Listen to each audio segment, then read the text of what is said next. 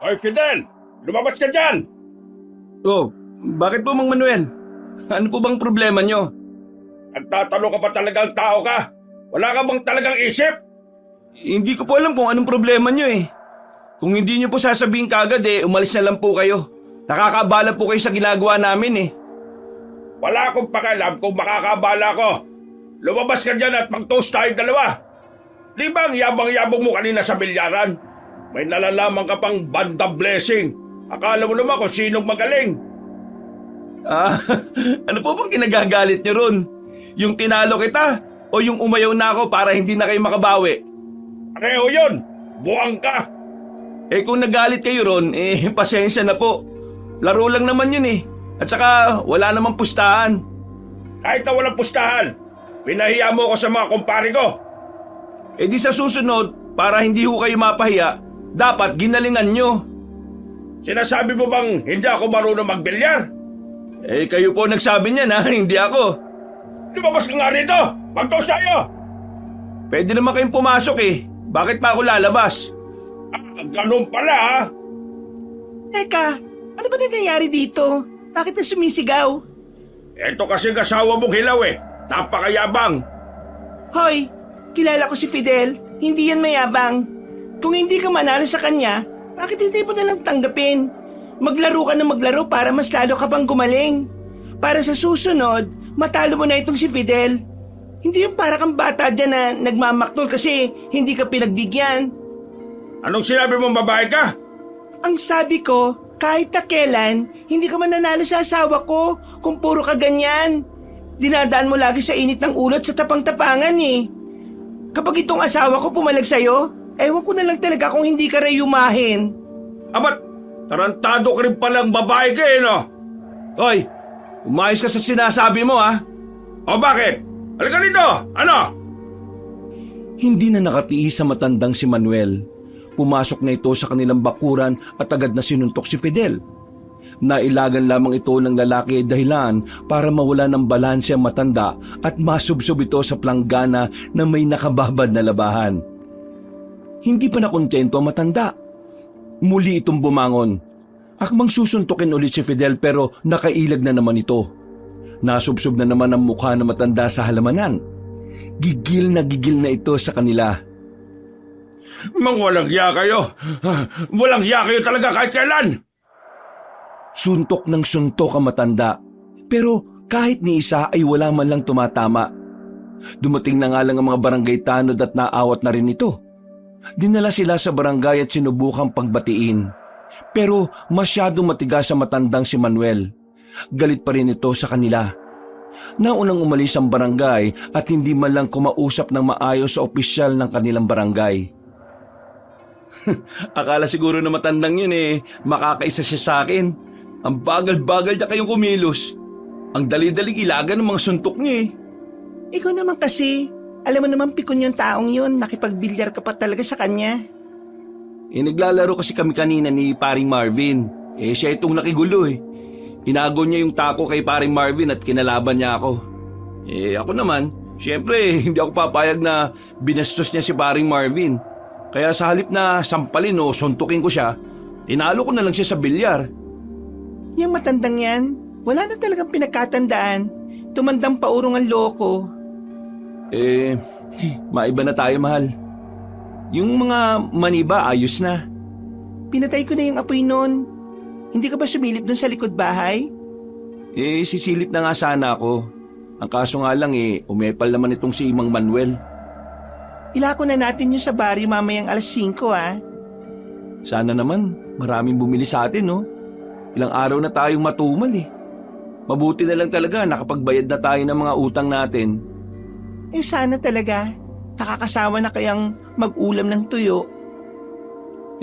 Pasensya na mahal Hindi ganitong buhay ang pinangako ko sa iyo nung bago pa lang tayo ikasal. Ano ka ba? Hindi naman ako nagrereklamo na ganito ang buhay natin. Masaya naman ako basta kasama kita palagi. Di bale, huwag ka mag-alala. Kapag nakuluwag-luwag, ipapasyal talaga kita. Hinawakan na lamang ng lalaking si Fidel ang kamay ng kanyang asawa. Nang makabalik na sila sa kanilang bahay, ay pinagtuunan na ulit nila ang mani na ilalako nila Mabilis na lumipas sa mga sandali. Naihanda na rin nila ang kanilang paninda. Ganon din ang kariton na kanilang gagamitin sa paglalako. Makulimlim nung mga sandaling yon, kaya kinakabahan na naman ang mag-asawa. Kapag umulan kasi, mababa lang ang magiging benta nila. Mas mababa kumpara noong mga nakaraang araw. Fidel, nabalitaan mo ba yung nangyari sa anak ni Aling Irma? Naku, chismis na naman yan. Eh di wag na. Ano bang nangyari sa anak ni Aling Irma? Parang nabaliw eh. Ha? Parang nabaliw? Bakit daw? Anong nangyari? Ang chismis, galing daw kasi sa kabilang isla yung anak niya, kasama yung mga kabarkada. Tapos, merong sinasabi tong anak niya. Meron daw silang nakitang maraming ginto sa islang yun. Ang kaso nga lang, hindi nila nakuha kasi meron daw nagbabantay na ano? Na ano? Maniniwala ka ba sa sasabihin ko? Paano natin malalaman kung hindi mo sasabihin? Meron daw nagbabantay na aswang sa isla na yun. Ha? Aswang? Sigurado? Yan nga raw ang kwento ng anak ni Aling Irma bago daw yun masiraan ng ulo. Ngayon kasi hindi na raw makausap ng maayos eh. Alam mo, matagal nang usap-usapan ng ginto sa islang yun eh. Pero wala akong narinig na kwento na may aswang na nagbabantay doon. Ang pagkakaalam ko lang, walang napunta doon kasi nga marami daw ahas doon. Hindi raw totoo na maraming ahas. Sabi-sabi lang yon ng ibang mga nakakaalam para kakaunti lang ang pumunta ron. Pero alam mo ano pa ang chismis? Yung ibang nagpakalat na maraming ahas doon, nagpunta doon sa isla. Hindi na raw nakabalik. Bakit anak ni Aling Irma at mga barkada nakabalik? Baka kasi hindi naman din nila masyadong pinasok yung isla. Ay nako, hayaan na natin yung mga yan. Ang titigas din kasi ng mga ulo ng mga kabataan ngayon eh. Akala mo kung sino na. Tapos ngayong nagkaroon sila ng problema, saan ang bagsak nila? Sa mga magulang din. Napatigil ang dalawa sa pagtutulak ng kariton nang mapadaan sila sa bahay ni Marvin. Ang kaibigan ni Fidel na wala namang ibang ginawa kundi ang mambabae. Sinasabi ko sa iyo layuan mo ang taong yan. Baka mamaya matuto ka pa mambabae dyan. Hindi naman kami pareho, mahal. Uy, pre! O pre, Balita ko kanina nasa barangay ka raw Nag-away ba kayo nito ni Linda? loko, si Mang Manuel ang kaaway ko kanina. Si Mang Manuel? Bakit? Sinugot ka talaga niya sa bahay niyo? Oo, akala ko nga rin nagbibiro lang siya nung nandun tayo sa bilyaran eh. Walang iyang matandang yan Kahit na kailan, pikon. Dapat sa kanya hindi na naglalaro ng bilyar Palibasa kasi tinalo mo, napaya siguro sa mga kasama niya. Hayaan mo na. Pero, pre, may gagawin ka ba mamayang 9:00? May okasyon kasi akong pupuntahan Baka lang pwede mo akong... Hindi pwede, Fidel. Magpapahinga siya ng mga ganong oras. Baka mamaya impluwensyahan mo pa itong asawa ko Uy, grabe ka naman, Linda. Hindi naman ako masamang tao, no? Hindi masamang tao pero ang dami mong babae. Anong tawag mo doon? Playboy! With a loving heart. Tumigil ka. Malaman-laman ko lang na isinama mo ito sa pambababae mo. Sigurado malilintikan ka sa akin. Pre, nagbabanta asawa mo Wala naman akong ginagawa Pasensya ka na pre, hindi ako pwede mamaya Sige na, enjoy ko na lang. At saka mamaya pagod na ako. Ipapahinga ko na lang din talaga yun. Sige na nga.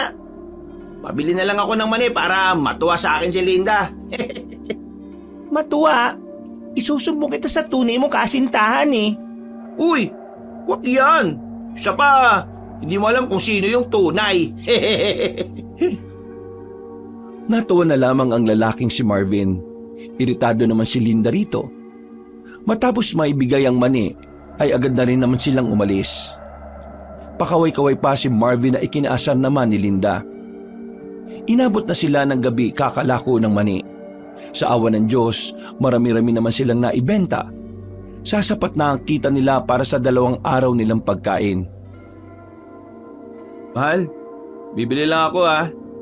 Oh, saan ka na naman pupunta? Bibili ako ng bigas. Kasi baka bukas sarado sila Aling Pepeng. Baka naman dumiretso ka pa kay Marvin Hindi no. Ba't naman ako dediretso dun eh? Wala namang bilihan ng bigas sa kanila. Abay, malay ko ba? O sige na, bilisan mo na lang.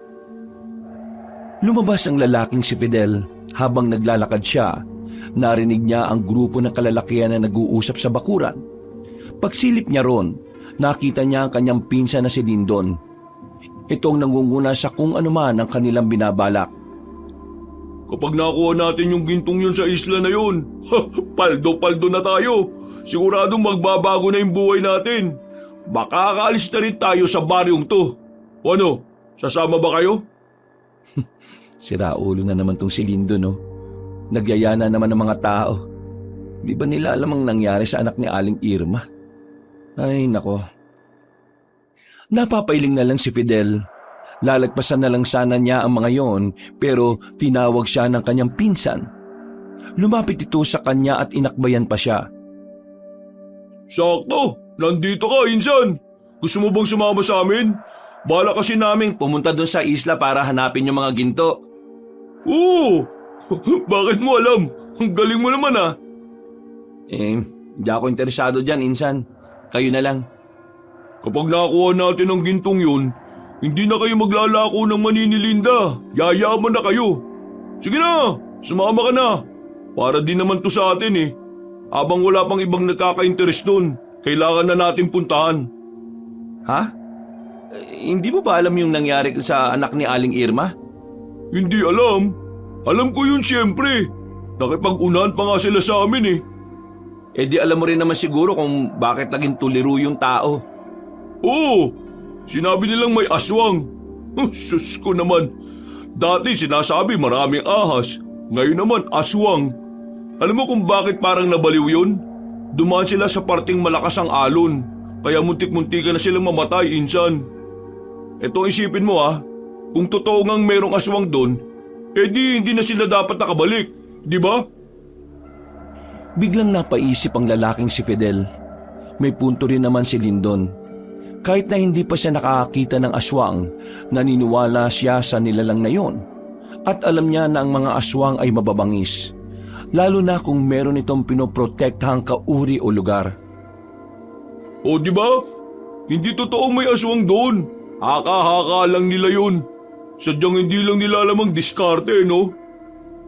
Kung talagang may ginto sa isla na yon, bakit hanggang ngayon wala pa rin nakakakita? Alam mo kung bakit? Kasi hindi nila pinag-aralan. Ako, pinag-aralan ko kung saan pwedeng nakatago yung ginto. Kaya ngayon, meron na akong ideya. Ang kailangan ko na lang ay kasama. Kapag nagtagumpay kami at hindi ka nakasama, insan, abay bahala ka. Hindi ako mamimigay. Sige na, wag na lang. Hindi talaga ako interesado, insan. Sensya na. Hayaan mo na lang na habang buhay kang nagtitinda ng mani. Di ka ba nahiya sa sarili mong kasama mo si Linda sa isang maliit at lumang bahay ni Tito at ni Tita? Insan, kailangan mo ring dumiskarte, no? Hindi ka yayaman sa mani. Uy, magdaan-daan ka sa sinasabi mo ha. Hindi ko na nagugustuhan yung tabas ng dila mo. Totoo naman ang sinasabi ko eh. Doon lang tayo sa realidad. Kung ayaw mo maghirap, kailangan mo gumawa ng ibang diskarte. Hindi ka uunlad sa barya-barya lang nakita araw-araw, no? Hindi ka uunlad kung ang iniisip mo lang nakikitain mo para lang maisalba mo ang isang araw. Insan, maikli lang ang buhay. Pero dapat yung buhay natin, inilalagay natin sa magkakaibang lalagyan. Para kapag natapon yung isa, meron ka pang isa. Kaya nga, ay naku, manahimik ka na nga. Hindi nga ako interesado. Ay, bakit ba yung mga tao ngayon kapag binibigyan ng ideya, ayaw? Ganyan ba talaga mga tanga? Galit na matuto? Sa sinabing yun ni Lindon, ay tuluyan ang nag-init ang dugo ni Fidel. Wala na itong pakialam. Kahit na mas malaki pa ito sa kanya, hinawakan niya ang kwelyo ni Lindon at saka hinablot na malakas. Toy, napadaan lang ako dito, tapos iinsultuin mo ako? Oo, Wala naman ako sinasabing mali ah. Masama meron, pero hindi yun mali.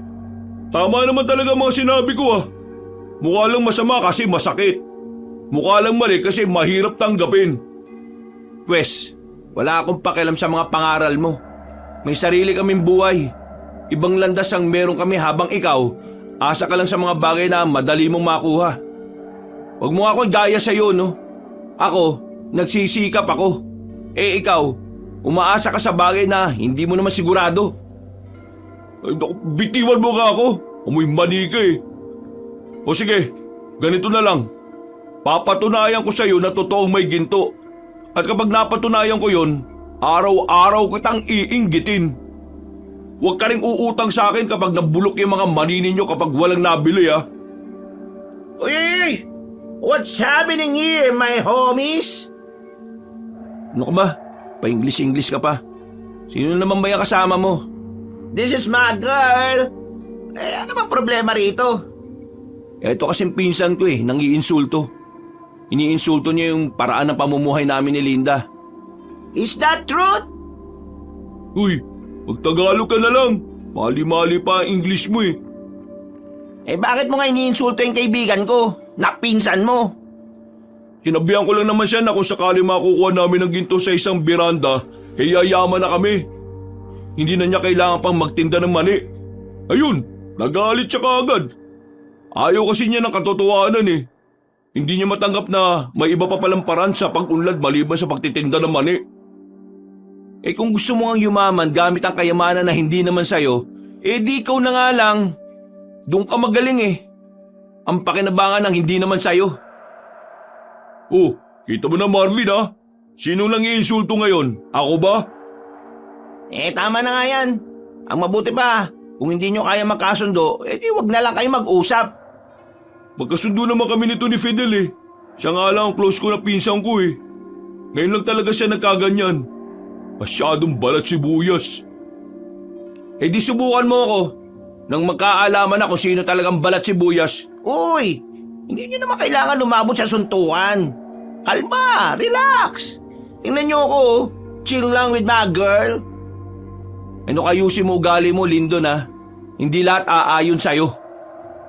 Diyan ka na nga. Binangga pa ni Fidel ang kanyang pinsan at saka umalis na rin. Napabuntong hininga na lang din siya. Pero sa kabilang banda ay napaisip din siya. Naitanong niya sa sarili kung hanggang kailan nga ba sila magtitiis sa buhay na mahirap. Kung hanggang kailan nga ba sila aasa sa benta na mani. Nang makabili na siya ng bigas, agad na rin siyang bumalik sa kanilang bahay. Sinubukan pa siyang isama ni Marvin sa gala pero siya na mismo ang umayaw. Mainit ang ulo niya noon pero hindi na lamang niya pinahalata sa kanyang asawa. Kinabukasan, Mahal? Bakit? Anong nangyayari sa'yo? Sobrang sakit ng tiyan ko, mahal. Hindi ko kayang tumayo. Baka naman may nakain ka na sira na. Hindi ko alam eh. Hindi ko na talaga kaya. Natataranta ang lalaking si Lindon ng mga sandaling yon. Agad-agad na rin niya itong binuhat. Mabuti na lang ay napadaan ng lalaking si Lindon. Dala-dala nito ang pinapasada nitong tricycle. Bago pa ito parahin ni Fidel, ay tumigil na agad ito sa harapan nila. Oh, ano nangyari dyan? Masakit ang tiyan ko. Sobra. O sige na, sakay mo na yan dito. Kahit na makagalit silang dalawa ni Lindon ay isinakay na ni Fidel ang babae. Agad nila itong ibinyahe patungong ospital. Pagdating doon ay diniretso si Linda sa emergency room. Habang ang dalawang lalaki naman ay nasa pintulang at nakaupo sa gilid ng pasilyo. Ano ba nangyari? Bakit sumakit ng tiyan yan? Ewan ko. Pagising namin masakit na tiyan niya eh. Di ko rin talaga alam. Eh buti na lang nadala kagad natin dito. Insan, yung tungkol kagabi. Pasensya na ah. Pagod lang ako nun kaya mainit ang ulo ko. Naintindihan naman kita eh. Masyado rin akong walang pakialam sa nararamdaman ng ibang tao. Kaya pasensya ka na rin sa akin. Tutuloy niyo pa rin ba yung paghahanap ng ginto? Oo naman. Yun na lang ang pag-asa ko eh. Ayos lang kung hindi ka sumama. Di na kita pipilitin. Ako na lang. Insan, desperado na ako eh.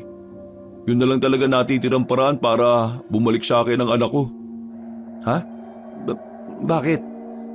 Nagka-problema ka na naman ba sa anak mo? Tumutol yung biyenan ko na dalaw-dalawin ko si Bianca sa bayan. Ang sabi, saka ko lang daw madadalaw ang anak ko kapag kaya ko nang buhayin. Kapag may pera na ako. Ayaw nilang maging close kami ng anak ko kasi wala naman daw akong pera. Di ko may bibigay yung gusto ng bata. Iyan ba ang dahilan kung bakit desperado kang yumaman? Oo, insan. Wala na akong ibang naiisip eh. Pambira naman oh. Di mo naman sinabi kaagad di sana naiintindihan kita. Nagalit ka kasi kaagad eh. Oo nga pala. Ako nga pala unang nabwisit. Kaya kahit na alam kong 50-50 ang tsansa na mahanap ang ginto, susubukan ko pa rin. Kapag wala yung ginto, wala na rin ang anak ko eh. Baka di ko na siya makita pa. Ipapakulong daw nila ako kapag lumapit ako nang wala akong pera. Grabe naman yung biyenan mo. Hindi na lang maging pataba sa lupa eh. Swerte ka nga sa biyenan mo eh. Bakit naman swerte eh? Ang sama nga rin ng ugali. Swerte ka kasi matagal ng patay. Sira ulo ang putik. Makalipas ang ilang oras ay lumabas na rin ang doktor. Binalita sa kanila nito na ang babaeng si Linda ay nakitaan ng bukol malapit sa bitukan nito. Kailangang maalis ang bukol dahil kung hindi, maaaring lumala ito at ikamatay niya. Kamot ang ulo ng lalaking si Fidel. Hindi niya alam kung saan siya kukuha ng malaking pera para maoperahan ang kanyang asawa. Hirap na nga sila sa pang-araw-araw na gastos, kailangan pa niyang dumiskarte. Wala na siyang alam na maaaring utangan. Lahat ng inutangan nila noon ay ayaw na silang pahiramin. Matagal na din kasi silang hindi nakakabayad. Diyos ko, saan naman ako hahanap ng ganung kalaking pera? Ay nako, nakakainis talaga oh. Kung kailan naghihirap kami saka naman darating tong problema na to. Napasandal na lamang siya sa dingding. Bigla na lamang pumasok sa isipan niya ang sinasabi ni Lyndon sa kanya. Sa puntong ito, tila ba nagkaroon siya ng interes sa sinasabing ginto. Desperado na rin siya. Kaya handa na niyang kainin ang lahat ng sinabi niya kay Lyndon nung gabi. Nagmamadali siyang tumakbo.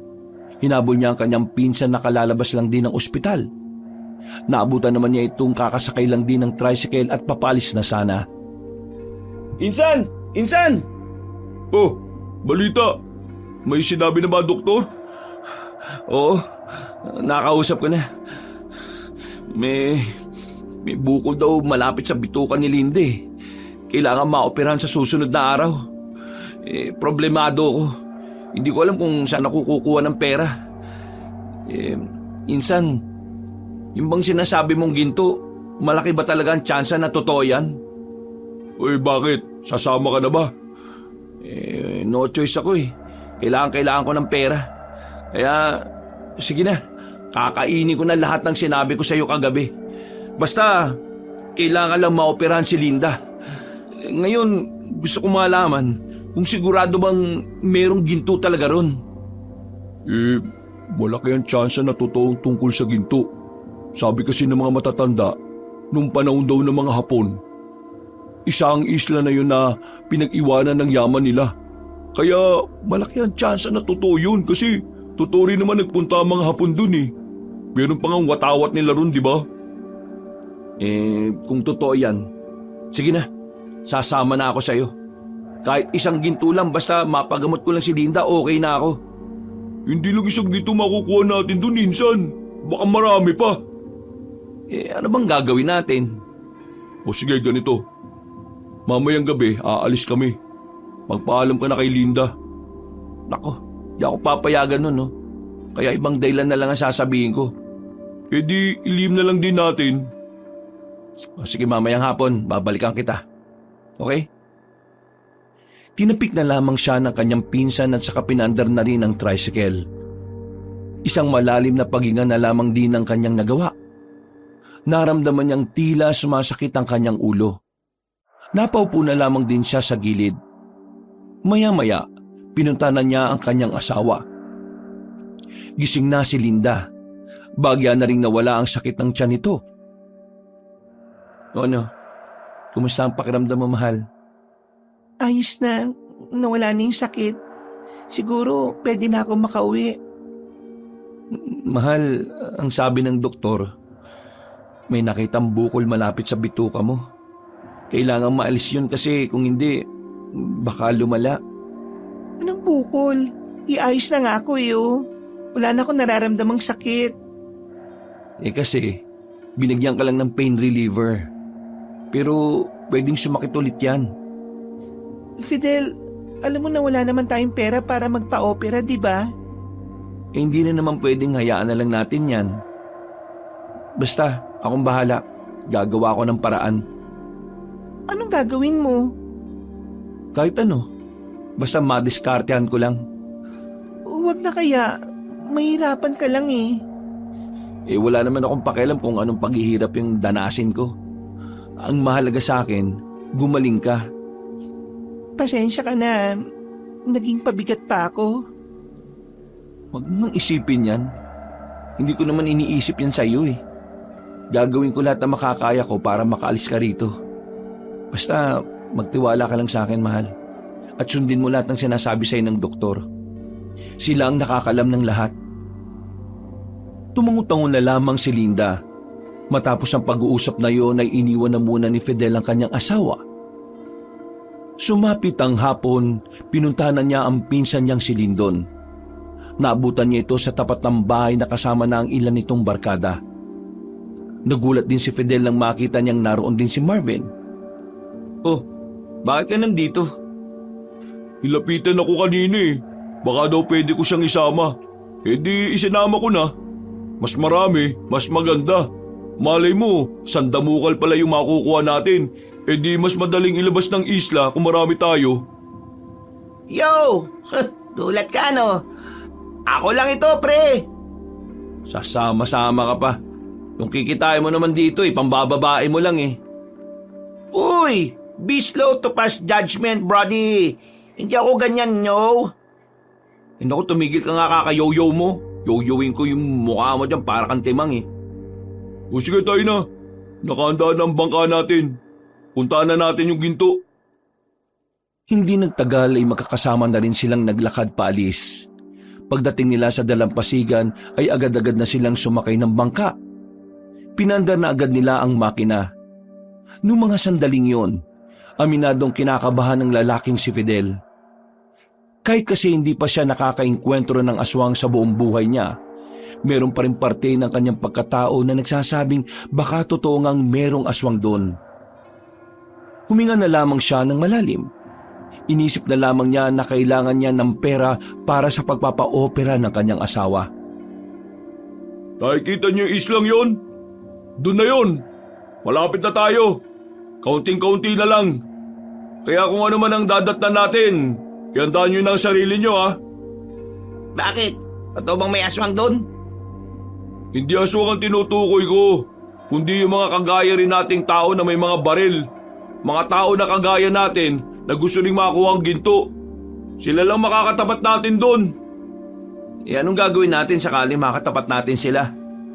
Hanggat wala naman silang ginagawa sa ating masama, wala rin tayong gagawin. Basta ang focus lang natin, mapuntahan kung nasaan yung ginto. Huwag kayong mag-alala mga pre. Meron akong hinala kung nasa nakatago mga kayamanan na yun.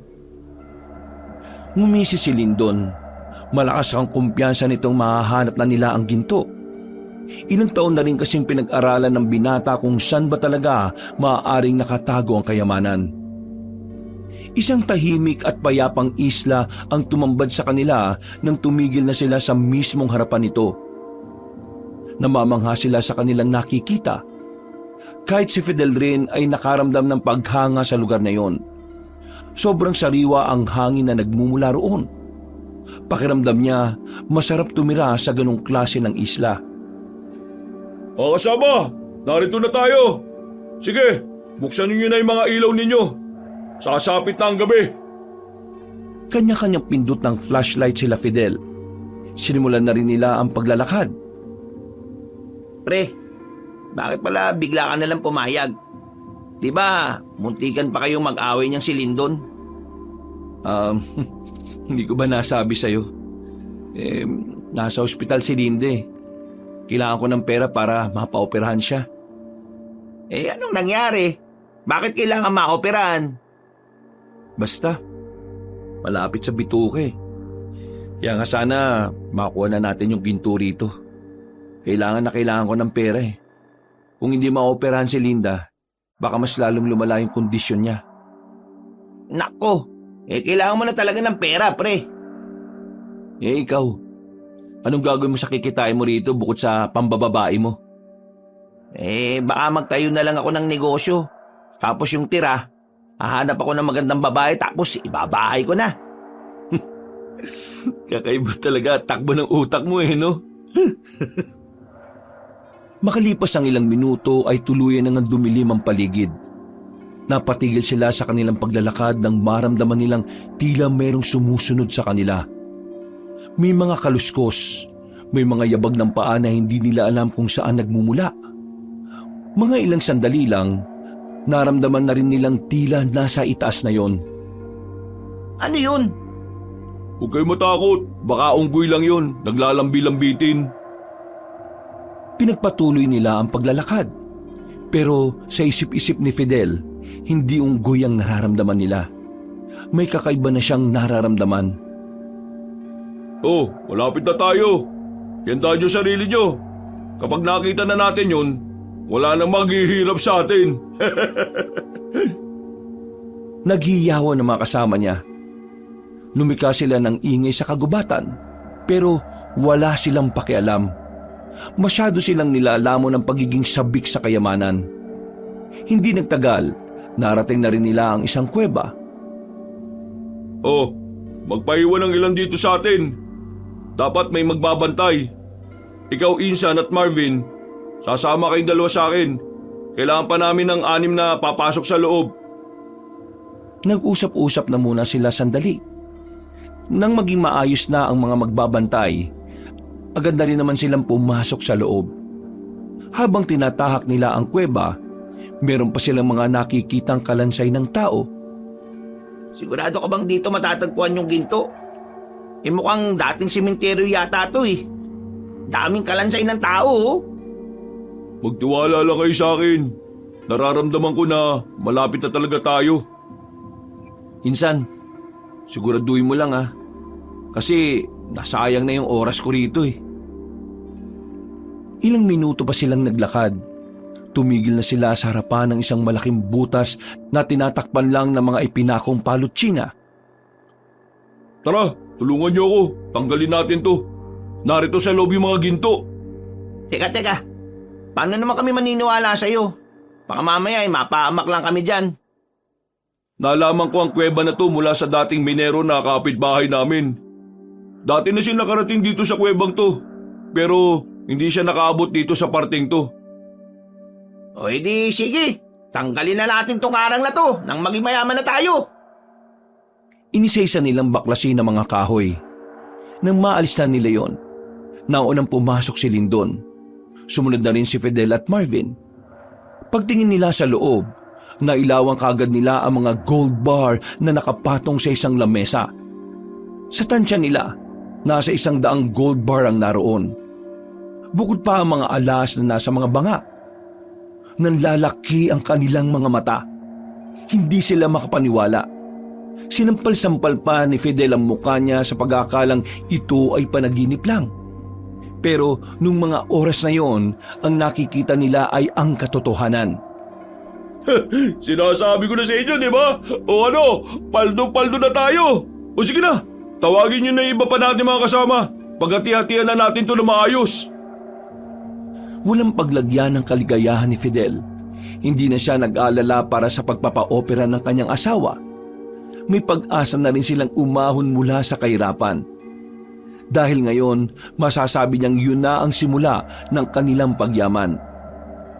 Maayos namang naibahagi ang mga ginto at talahas. Walang lamangan. matino ang pagkakaparte-parte ni Lyndon sa kanila. Pantay-pantay, walang kahit isang nagkaroon ng reklamo. O ano? Ayos ba? Ayos na ayos to! Paldo-paldo na tayo, insan! Sabay-sabay silang lumabas ng kuweba. Lahat ay may ngiti. Lahat ay parang gustong tumalon sa sobrang saya. Hindi pa sila nakakalayo ng kuweba nang biglang mapaupo si Lyndon. Nakahawak ito sa tiyan. Nagtataka naman ang mga kasama nila. O insan, bakit? Anong nangyari sa'yo? Sakit ng tiyan ko, insan. Matay! Ano, iwan ka na? Uy kayo! Mauna na kayo sa bangka, susunod kami. Papahupayin ko lang tong sakit ng tiyan ko. Agad din namang naglakad ang mga yon. Naiwan si Fidel, Marvin at Lyndon. Nang makita na ni Lyndon na nakalayo na ang iba nilang kasama ay bigla itong tumayo na parang walang nangyari. Oh, akala ko ba masakit ang tiyan mo? Kunwari lang yung para mauna na sila. Eh bakit? Anong dahilan bakit kailangan nilang mauna? Meron pa akong ipapakita sa inyo. Huwag mo sabihin na may iba pang kayamanan na hindi mo sinabi sa mga kasama natin. Tumpak! Hindi ka pa ba talaga nakakapunta rito noon? Bakit parang alam na alam mo? Hindi totoo yung sinabi ko kanina tungkol sa minero. Ang totoo, nakapunta na ako dito nung nakaraang taon. May kasama akong bangkero nun. Kaso, di rin naman kami nagtagumpay kaya umalis kami. Eh, bakit hindi kayo nagtagumpay? Eh ano, magtatanungan na lang ba tayo rito? O pupunta na natin yung sinasabi ko? Tara na nga, punta na natin. Bumalik na nga sila sa loob ng kuweba. Meron pa silang pinasukan na isa pang butas na hindi gaanong napansin ng iba nilang kasama. Nasa pinakadulong parte kasi yun at madilim. Pag alis ni Lindo ng mga kahoy, nakita nila ang isang bangka na parang kasing laki lang ng garapon. Dito na nila nakita na mga diamante ang laman nito. Mga diamante pre, siguradong mas yayaman na tayo nito. Gagi ka pre, hindi ako makapaniwala sa mga nangyayaring to ah. Kailangan mo nang maniwala pre, kasi pag alis natin dito, ganap na talaga tayong mayaman. Pinagatian nila ang mga diamante. Patas at wala pa rin nakakalamang. Matapos yon, lumabas na rin sila sa kuweba. Buong akala nila ay makakalis sila ng mapayapa. Pero hindi nila alam na meron palang nag-aabang na kapahamakan. Hindi pa man sila nakakalayo sa kuweba, naramdaman na nila ulit ang mga kaluskos. Na nung una ay inakala pa rin nilang unggoy. Nung iniisip nyo, aswang? Tinatakot nyo naman mga sarili nyo eh. Biglang may malakas na pag-angil silang narinig. Nang marinig nila yon, sabay-sabay na silang napatingala. Sa puno ng nyog nang gagaling ang angil na yon. At nakita nga nila na tila merong tao na nakakapit doon. Lyndon, mali ka! Totoo mga aswang! Mukhang yung asungatang bantay sa isla na ito, insan. Aswang pala ah. Tignan natin. Pinahawak na muna ni Lindo ng bag niya kay Fidel. Dinukot nito ang baril na kanina pa nakalagay sa kanyang tagiliran. Pinaputukan niya ang nilalang na nasa taas ng nyog. Pero agad itong nakaalis doon. Narinig nilang muli ang malakas na angil ng aswang. Kaya naman inihanda na ni Lyndon ang kanyang baril. Insan! Galit na yung aswang! Huwag kayo matakot, akong bahala! Nang biglang lumabas ang aswang, pinagbababarilyo ni Lyndon. Pero sa kasamaang palad, hindi naman yung tinamaan. Masyadong mabilis ang aswang na yon.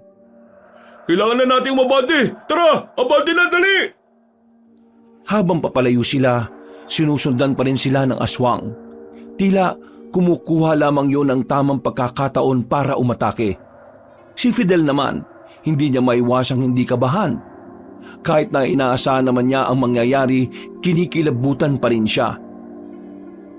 Ay, yung isang ginto, nalaglag ko! Iyaw mo na yan! Naku, sayang yun! Papalitan ko na lang, tara! Ayun na siya! Dali! Pinagbababaril ni Lindo ng aswang nang lumitaw ito sa gilid nila. Muntikang mahablot ang lalaking si Marvin. Mabuti na lamang ay agad itong nahila ng dalawa. Pagsisisihan niyo ang ginawa niyo! Loko-loko! Marunong pala magsalita ang mga aswang! Bilisan niyo na kasi, tara! Takbo lang sila ng takbo ng mga sandaling yon. Kahit na anong mangyari, hindi binibitiwan ni Fidel ang bag kung saan naroon ang kayamanan at ginto niya. Sa bilis ng kanilang takbo, nakarating na rin sila sa dalampasigan. Mabuti na lamang ay talagang hinintay sila ng mga kasama nila roon. Huwag na magtanong! Bilisan niyo na! Pandarin niyo na ang makina ng bangka! Dali! Nakahinga ng maluwagang tatlo ng tuluyan na nilang lisanin ang isla na yon. Hingal na hingal sila. Pero mas nangingibabaw ang kanilang kaba. Kahit si Lyndon, hindi rin maalis sa kanyang kalooban ng pangamba. Nang makabalik na sila sa kanilang baryo, kanya-kanya na silang naghiwalay ng landas. May ngiti sa mukha ng mga kasama nila. Pero silang tatlo, bakas pa rin ang kaba sa kanilang muka. Ang sabi mo walang aswang doon. Ano yun? Nangyari na. Wala namang magbabago kung magsisisihan pa tayo. Ang malaga, nakalis tayo ron at dala natin itong mga ginto at paano kung sundan niya tayo rito? Hindi lalayo ng isla yun, oh. Takot yun sa tubig. Isa pa, ayaw nun sa maraming tao. Insan, umamin ka nga. Alam mong may aswang talaga dun, di ba? Oo na. Aminin ko na. Alam kong may aswang dun. Bakit hindi mo naman sinabi sa amin? Ipapahabak mo pa kami. Kung sinabi ko sa inyo, di sana wala kayong parte ngayon. Bakit ba parang galit na galit kayo sa akin? Binigyan ko na nga ng solusyon yung mga problema ninyo O sige na, tama na. Ang mahalaga ngayon ligtas tayo. Huwag na tayong mag-away-away. Kung sakaling pumunta yung aswang na yun dito, di patayin na lang natin siya. Marami naman tayo Mismo. Ikaw Marvin, kung takot ka, magtago ka na lang. Loko to Ay, siya nga pala. Huwag niyo na munang sabihin sa iba itong nagawa natin Atin-atin lang muna. Sige na, mauna na kayo. Uy, yun nga palang sinabi mo papalitan mo yung gold bar ko na nalaglag. Asa na? Kinuha ni Lindo ng isang bara ng ginto at saka inihagis kay Marvin. Kinabukasan, agad na nagtungo ang lalaking si Fidel sa bayan para ipapalit ang isang ginto sa isang kolektor. Malaki ang naipalit niyang pera. Sobra-sobra na yon para sa pagpapa-opera ng kanyang asawa. Pagdating niya sa ospital, binayaran niya kagad ang bill para maoperahan na rin kagad si Linda. Kailangan na lamang itong tapusin ang lahat ng test. Oh, saan ka galing? Hindi ka nagpunta rito kagabi. Anong nangyari? Gumawa lang ako ng paraan para mapa-opera ka. Ayun, nakagawa naman ako. Kaya mauoperahan ka ng mahal ko. Talaga? Saan ka naman kumuha ng pera? Huwag ka mag-alala, sa mabuti ito. Hindi ito illegal. Sa ngayon huwag mo na munang isipin yun. Ang malaga, magiging maayos na ang kalagayan mo. Tumango na lamang ang babae. Wala itong kalam-alam na ang perang gagamitin sa kanyang operasyon ay mula sa pagbubuwis nila ng buhay kontra aswang. Mabilis na lumipas sa mga araw. Inopera na rin si Linda. Naging matagumpay naman ang operasyon. Natanggal na rin ang bukol malapit sa bituka nito.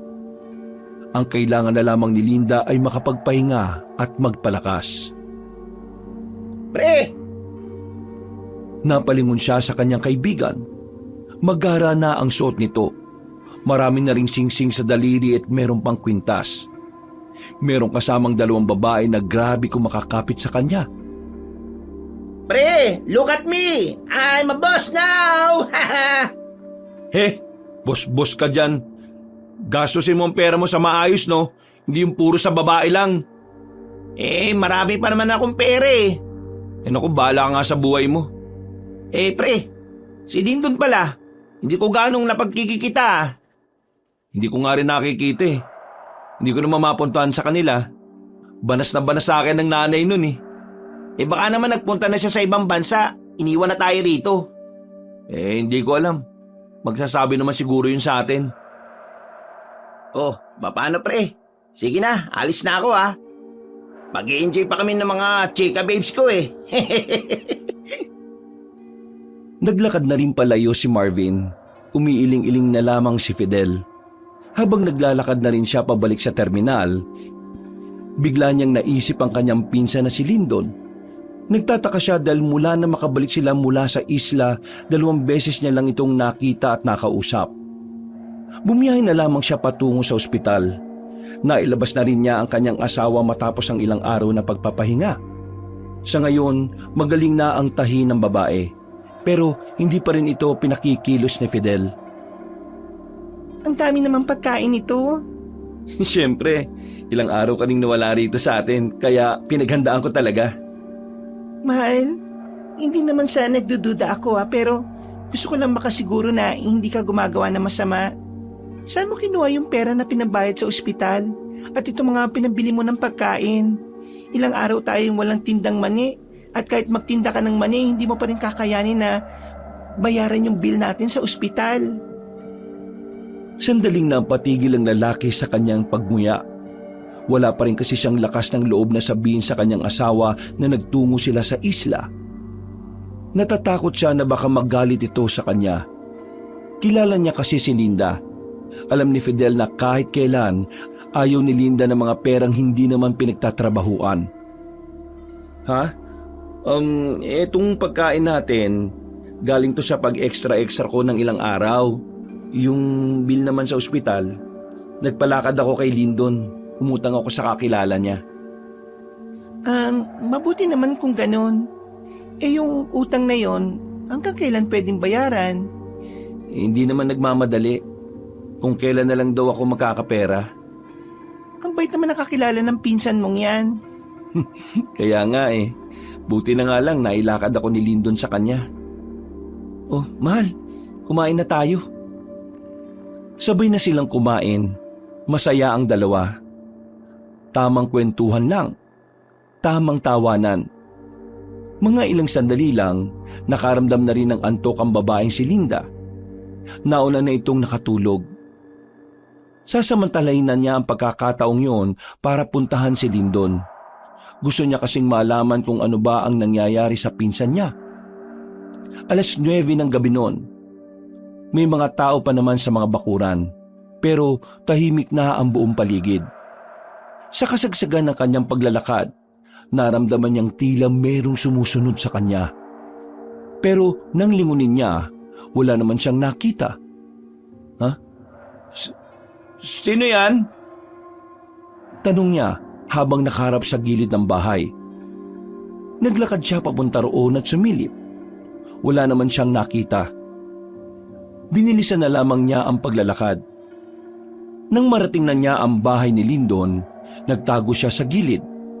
Pasilip-silip lang ang ginagawa niya. Iwas na iwas siya sa tiyahin niya. Mabuti na lamang ay biglang dumating ang kanyang pinsan. Agad niya itong hinila papunta sa may gilid. Uy, bakit? Saan ka ba naglalagi? Ngayon lang kita nakita. Sa bayan ako lagi. Nag-aasikaso ako nung mga itinatayo kong negosyo doon. Bakit ba? May itatanong lang sana ako sa iyo eh. Hoy, ano naman? Dito kasi mga nakaraang gabi, wala ka bang nararamdaman na kakaiba kapag natutulog ka? Kakaiba? Paano kakaiba? Yung parang may nakatingin sa iyo kapag natutulog ka. Ha? Bakit naman ako makakaramdam ng ganun? Hindi naman ako sabog. Hindi. Ang ibig ko sabihin, yung parang bang may nangangaswang. Alam ko na. Iniisip mo na babalikan tayo nung aswang na yon, no? Oo eh. Kaya nga hirap ako makatulog sa gabi. Kasi parang lagi ako may nararamdamang hindi tama kapag natutulog ako. Naku, paranoid ka lang. Sinabi ko naman kasi sa iyo eh, huwag mo na masyadong isipin ang aswang na yun. Kasi kapag iniisip mo, mas lalo mo lang tinatakot ang sarili mo nun. Kaya kalma ka lang. Chill. Madami ka ng pera eh. Isa pa nga ang problema ko. Paano ko sasabihin kay Linda? No, Lynn? Yung tungkol sa ginto, naghihinala na kasi siya eh. Ay, pambira ka naman. Bakit kasi hindi mo pa sinabi? Insan, ayaw niya kasi ng ganun. Ayaw niya pa Nakapagpa-opera na nga siya, di ba? Magagalit pa rin yun. Kasi itong pera na to, Insan, pinaghirapan din natin to. Buhay ang itinaya natin dito. Kaya sabihin mo na. Sigurado namang maintindihan din naman yan ni Linda. buntong hininga na lamang ang nagawa ni Fidel nang tapikin na siya ni Lyndon sa balikat. Nang pumasok na sa loob ang kanyang pinsan, bumalik na lang din siya sa kanilang bahay. Ipagtatapat na sana niya ang totoo sa kanyang asawa pero naabutan niyang tulala si Linda sa lamesa. Marami itong nag-angat ng tingin sa kanya, kaya sinimulan na niya itong kausapin. Mahal, may sasabihin sana ako sa'yo. Tungkol saan? Tungkol sa kung paano mo nakuha ang pera na pinambayad natin sa ospital? Mahal, Nagawa mo pa talagang magsinungaling sa akin? Pinagmumukha mo akong tanga eh. Kunwari ka pang umutang-utang ka sa kakilala ni Linton, pero hindi naman pala. mahal, sasabihin ko naman sa'yo, kaso Hindi. Wala kang balak sabihin. Kung hindi pa ako naglinis ng bahay, hindi ko pa makikita kung ano yung tinatago mo. hayaan mo ako magpaliwanag. Hindi mo ba naisip ang panganib na pwedeng mangyari sa atin, Fidel? Sinabi ko na sa iyo na may aswang na nagbabantay doon. Paano kung bigla na lang pumunta yun dito dahil kinuha niyo yung mga ginto? Paano kung lahat ng tao rito ay madamay dahil sa ginawa niyo? Naisip mo ba yun?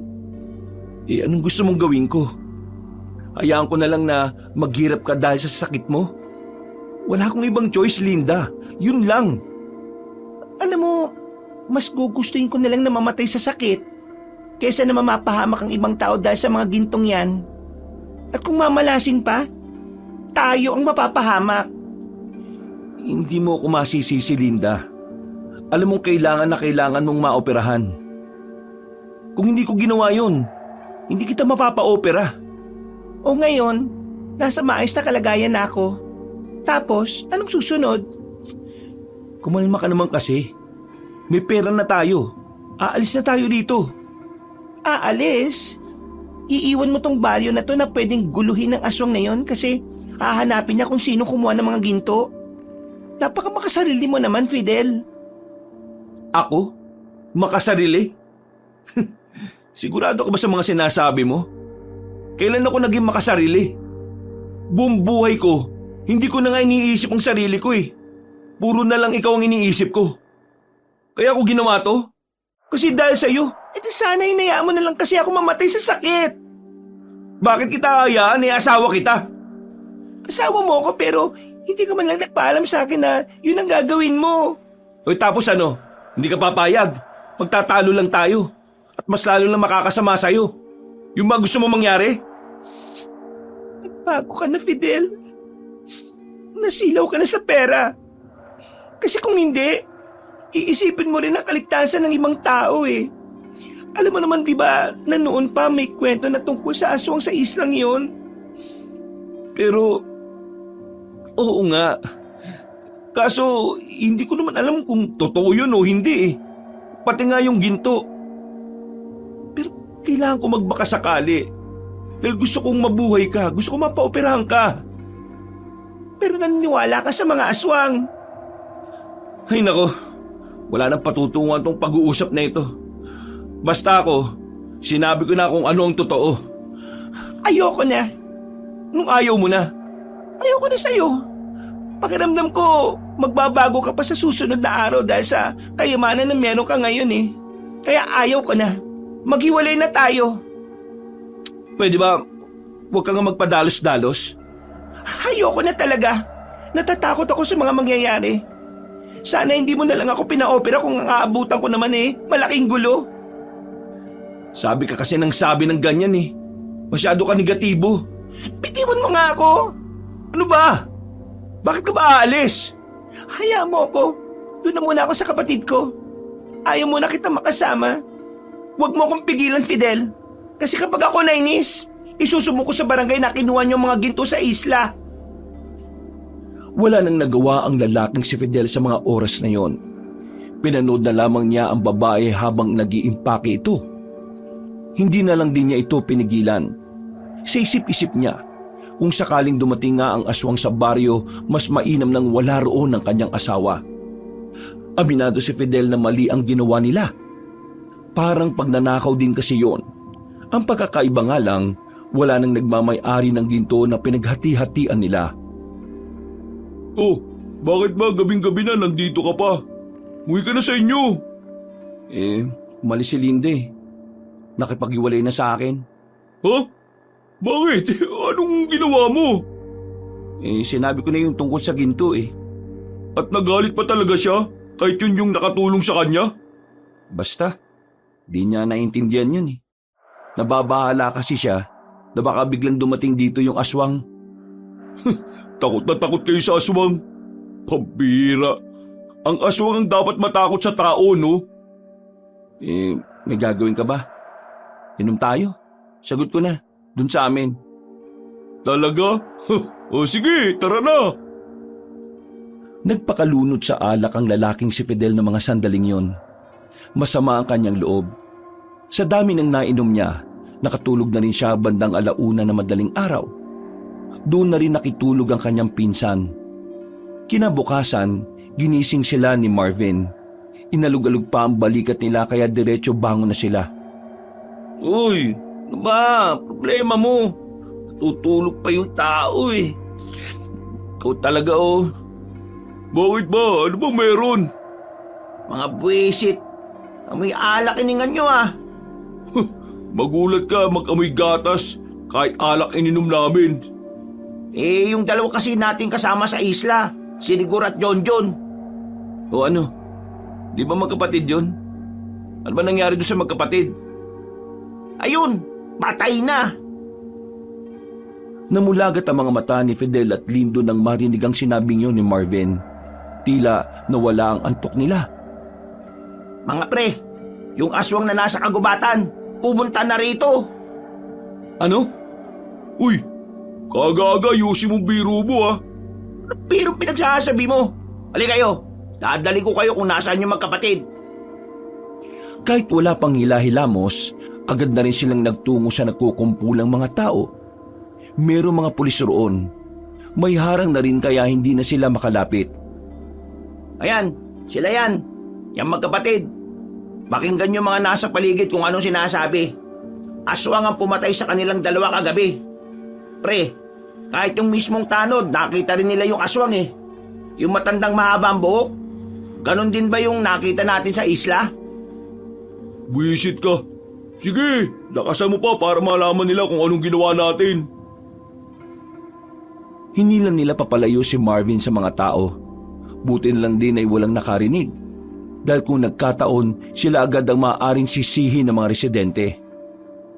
Ito na nga ba sinasabi ko, Lindon Anong gagawin natin ngayon? Mukhang iisa-isay niya lahat ng nagpunta sa isla. Uy, umalma nga kayo. Kalma! Baka nakakalimutan nyo, marami na tayong pera. Pwede natin gamitin ang pera na yun para mapatay yung aswang na yun. Paano nga? Sige nga. Di bumuo tayo ng grupo. Babayaran natin yung mga tao makakasama natin para lang mapuksa yung aswang na yun. Kapag napatay natin ang aswang, magmumukha pa tayong bayani sa mga mata ng tao. Siraulo ka talaga no? Naisip mo pa talaga magpasikat, no? Basta wala kayong pagsasabihin na kahit na sino Dito lang kayo. Hahanap na ako ng mga magiging kasama natin sa pagtugis ng aswang. Dali-daling naglakad ang lalaking si Lindon palayo. Naiwan si Fidel at Marvin sa gilid ng kalsada. Baka sa kanilang mukha ang pangamba. Noong mga sandaling yun, napagtanto ni Fidel na tama nga ang kanyang asawa. Nangyayari na ang kinatatakutan nila. Bumalik si Fidel sa kanyang bahay. Gusto na sana niyang umalis doon. Ang kaso, nag-aalala siya na baka bigla na naman bumalik si Linda. Kaya kahit na kinakabahan siya, mananatili siya sa bahay na yon. Magagamit din kitang itaka. Humanda sa akin yung aswang na yan. Mabilis na lumipas sa mga oras. Mag-isa lang siya sa bahay. 6:00 pa lang ng gabi, wala na agad tao sa labas. Tahimik na rin ang buong paligid. Maagang nagsipasukan ng mga residente sa loob ng bahay dahil na rin sa sunod-sunod na pagkamatay ng mga kalugar nila. Papasok na sana ulit siya sa loob ng bahay nang biglang may matandang lalaki na nagsalita sa tapat ng kanilang bahay. Nung una, inakala ni Fidel na napadaan lamang ang matandang yon kaya hindi na lang sana niya papansinin. Kaso bigla itong nagsalita. Magandang gabi. Po? Sino po kayo? Topper ang pangalan ko. Pwede mo naman akong tawagin na Topper. Anong kailangan nyo? Kailangan ko. Kailangan kong maligil. Hindi ako yung dapat mong singilin dahil wala naman akong utang sa'yo at hindi kita kilala. Pwede ba umalis ka na? Naabala mo lang ako eh. Magbabayad kayong lahat.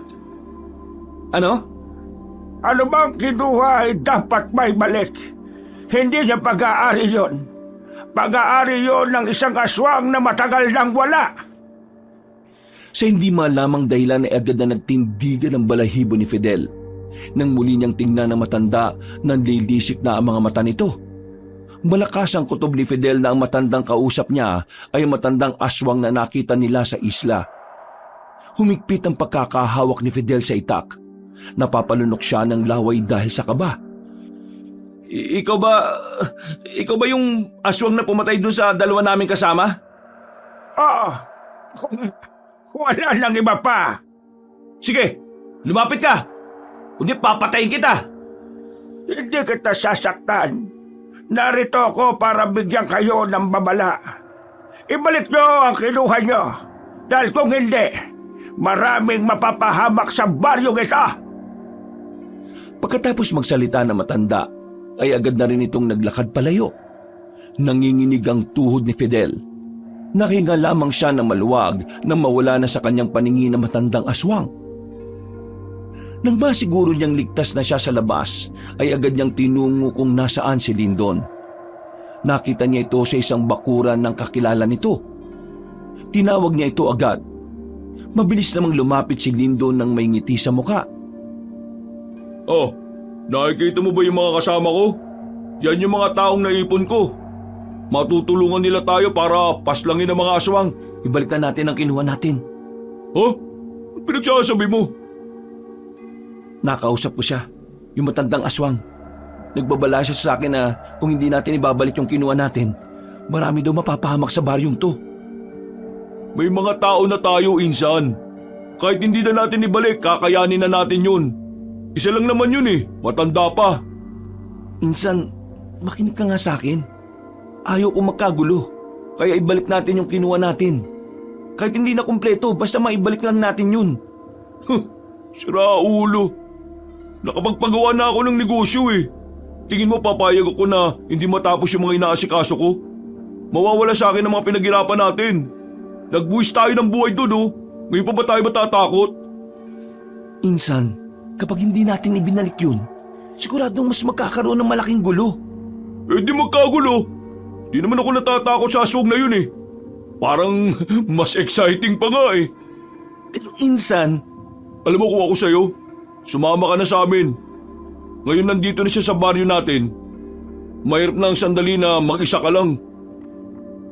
tinapik siya sa balikat ni Lindon. Dismayado siya dahil hindi niya nagawang kumbinsihin ang pinsan niya. Hanggang sa makabalik na siya ulit sa kanilang bahay, tila tuliro pa rin ang utak niya. Nagiging tamang hinala na rin siya.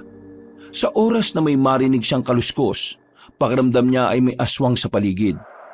Sa takot na baka siya na ang isunod, hindi na lamang siya natulog ng mga sandaling yun. Nanatiling mulat ang mga mata niya hanggang sa sumikat na ang araw. Akala ko naman asawa ko na, ikaw lang pala. Pre, totoo ba yung sinasabi ni Lindon? Ibabalik mo yung iyo? Oo, ibabalik ko. Ayoko pang mamatay, no? At saka, napagtanto ko, tama ang asawa ko eh. Hindi dapat natin yung ginawa. Gusto ko rin sanang ibalik yung sa akin kaso... Kaso ano? Halos kalahati na yung nagastos ko, pre.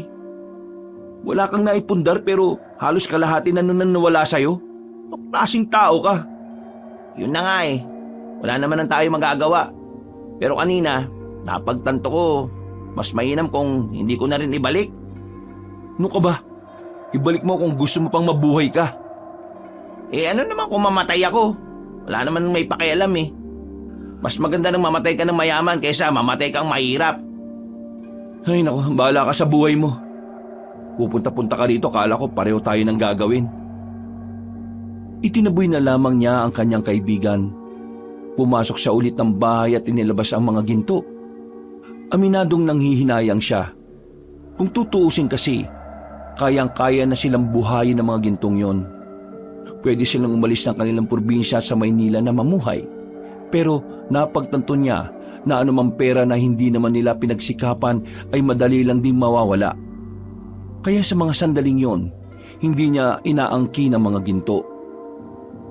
Kagagaling lamang ni Fidel sa labas para bumili ng pagkain. Balak niya na pagkatapos niyang kumain ay mag-isa siyang pupunta sa isla. Ibabalik niya ang mga ginto doon. Kahit na hindi na siya samahan ng dalawa.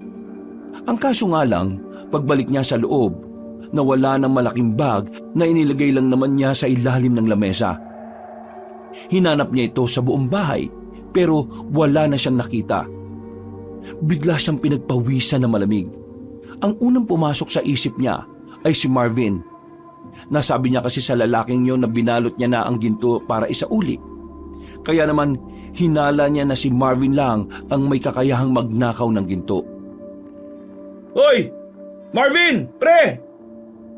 Oh, bakit pre? Napadalaw ka dito sa bilyaran. Want some girls? I have 3 now. Huwag mo nga akong ma-English. Baka bigwasan kita dyan eh. Balik mo yung kinuha mo sa bahay. Kailangan ko na maisauli yun. Ha? Ano pinagsasabi mo? Kunwari ka pa. Sa'yo ko lang naman sinabi na nakabalot na yun eh. Tapos bigla na lang mawawala sa bahay. Kinuha mo yun. Pre, matagal na tayong magkakilala. Tingin mo talaga gagawin ko yun? Eh sinong gagawa nun? Bakit hindi mo tanungin ang pinsan mo? Biglang napaisip ang lalaking si Fidel. Bigla na lamang niyang napagtanto na maaaring si Lindon din ang kumuha ng mga ginto niya. Nagmamadali siyang umalis at tumakbo siya patungo sa bahay ng kanyang pinsan. Pero sa kasamaang palad, wala roon si Lindon. Sa mga sandaling ito, umusbong na naman ang kaba sa kanyang kalooban. Wisit na Lindon yun ah. Nasaan na kaya si Raulong yun? Naglalakad na siya pabalik ng kanilang bahay nung oras na yon. Maya-maya lang ay nakarinig na siya ng malalakas na sigawan. Nagmumula yun sa isang bahay. Ilang segundo lang ay biglang narinig na niya ang nakakatakot na angil ng isang halimaw. Unang-unang pumasok sa kanyang isipan, walang iba kundi ang matandang aswang na si Mang Topper. Paalis na siya nang makita niyang naglabasa ng mga tao mula sa bahay na yon. Nakita niya ring lumabas na ang matandang aswang, bitbit ang ulo ng isa sa mga naging kasama nila. Nangihina man ng tuhod ay nagmamadali na siyang tumakbo palayo. Hindi niya alam kung saan siya pupunta. Ang alam niya lang ay hindi siya maaaring umuwi sa kanilang bahay. Dahil tsak na maabutan siya roon ng aswang. Takbo lang siya ng takbo. Sa hindi pa inaasahan, nanlambot ang tuhod niya na naging dahilan para madapa siya. Gumapang siya patungo sa gilid ng sasakyan na nakaparada. Nagtago siya roon at tinakpan ng kanyang bibig. Kahit na hingal, pinipilit niyang limitahan ang kanyang paghinga. Alam kong nandiyan ka. Kaya wala ka ng dahilan pa para magtago dyan. Mamili ka. Lalabas ka ng kusa o hihilahin kita palabas. Takot na takot ang lalaking si Fidel. Lumabas ito sa kanyang pinagtataguan at nagsimula ng magmakaawa sa matandang aswang. Pakiusap! Huwag mo usaktan! Ibabalik ko na sana yung mga ginto mo. Binalot ko na nga yun sa bag ko kanina eh. Ang kaso nga lang, biglang nawala yung bag ko sa bahay. Hindi ko alam kung sino sa pinsan ko at sa kaibigan ko yung kumuha. Pero maniwala ka, ibabalik ko naman sana ngayon. Kaso nga lang may kumuha. At bakit ako maniniwala sa'yo? Dahil napagtanto ko ng mali ang ginawa namin. Maniwala ka sa akin. Napilitan lang ako sumama sa kanila dahil may sakit ang asawa ko. Kailangan ko lang talaga ng pera. Pero ibabalik ko naman talaga yun eh. Mapanlinlang ang mga tao. Kaya kahit na kailan, hindi ako magtitiwala sa mga sinasabi mo! Lumapit ang matandang aswang at sinakal siya nito sa liig. Itinaas sa ere. Kita niya pa ang bibig na matanda na punong-puno ng dugo. Pilit na inaalis ni Fidel ang kamay na matanda sa kanyang liig. Pero masyadong malakas ang aswang. Hindi pangkaraniwan. Pinagnakawan niyo ang aswang na hinagalang ko! Pinagnakawan niyo ang aswang na matagal nang wala dahil sa inyong mga tao rin! Nung mga sandaling yon, akala ni Fidel ay malalagutan na siya ng hininga. Pero isang himala ang nangyari. Bigla na lang siyang may narinig na putok ng baril. Nabitiwan ng aswang si Fidel ng tama nito ng bala sa kamay. Mabilis itong gumapang patungo sa dilim. Pagtingin ni Fidel ay nakita niya ang kanyang pinsan na si Lindon na may kasama ng mga armadong lalaki. Lumapit ito sa kanya, habang ang iba namang lalaki ay pinasok na sa gubat ang matandang aswang. Ano nangyari? Bakit ikaw napuntirya ng matandang yun? Agad na sumagi sa isipan ni Fidel ang pagkawala ng kanyang mga ginto. Sa halip na magpasalamat, bigla niyang hinawakan sa kwelyo ang pinsan niya. Gigil na gigil siya rito. Nagtatanong ko pa kung ano nangyari. Papatayin niya ako. Kasi yung mga gintong dapat na isusuli ko na sa matandang aswang na yun ngayong gabi, kinuha mo. Agad na kumala si Lindon sa kanya at itinulak siya ng malakas. Anong pinagsasabi mo? Nakasingot ka ba na katol? Kunwari ka pa. Sarap na sarap ka sa pera kaya hindi malamang ikaw lang ang kumuha nun. Huy! Sira ulo! Paano ko kukunin yung sinasabi mo maghapon akong nasa bayan. Kahit tanungin mo pa sa bahay. Wala ako doon mula kaninang tanghali hanggang ngayon. Bakit ko naman kukunin yung iyo meron naman ako. Tingin mo sa akin, sakim? Kung sakim ako, hindi ko na sana kayo hinatian sa diamante, no? Hindi ka ang kumuha ng bag ko na may laman ng ginto? Wala nga ako dito kanina pa sa baryo natin. Bakit bang hina ng utak mong umintindi? At kahit nandito man ako, di ko kukunin yung iyo.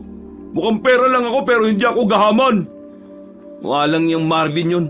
Niloko niya ako. Kaya naman pala.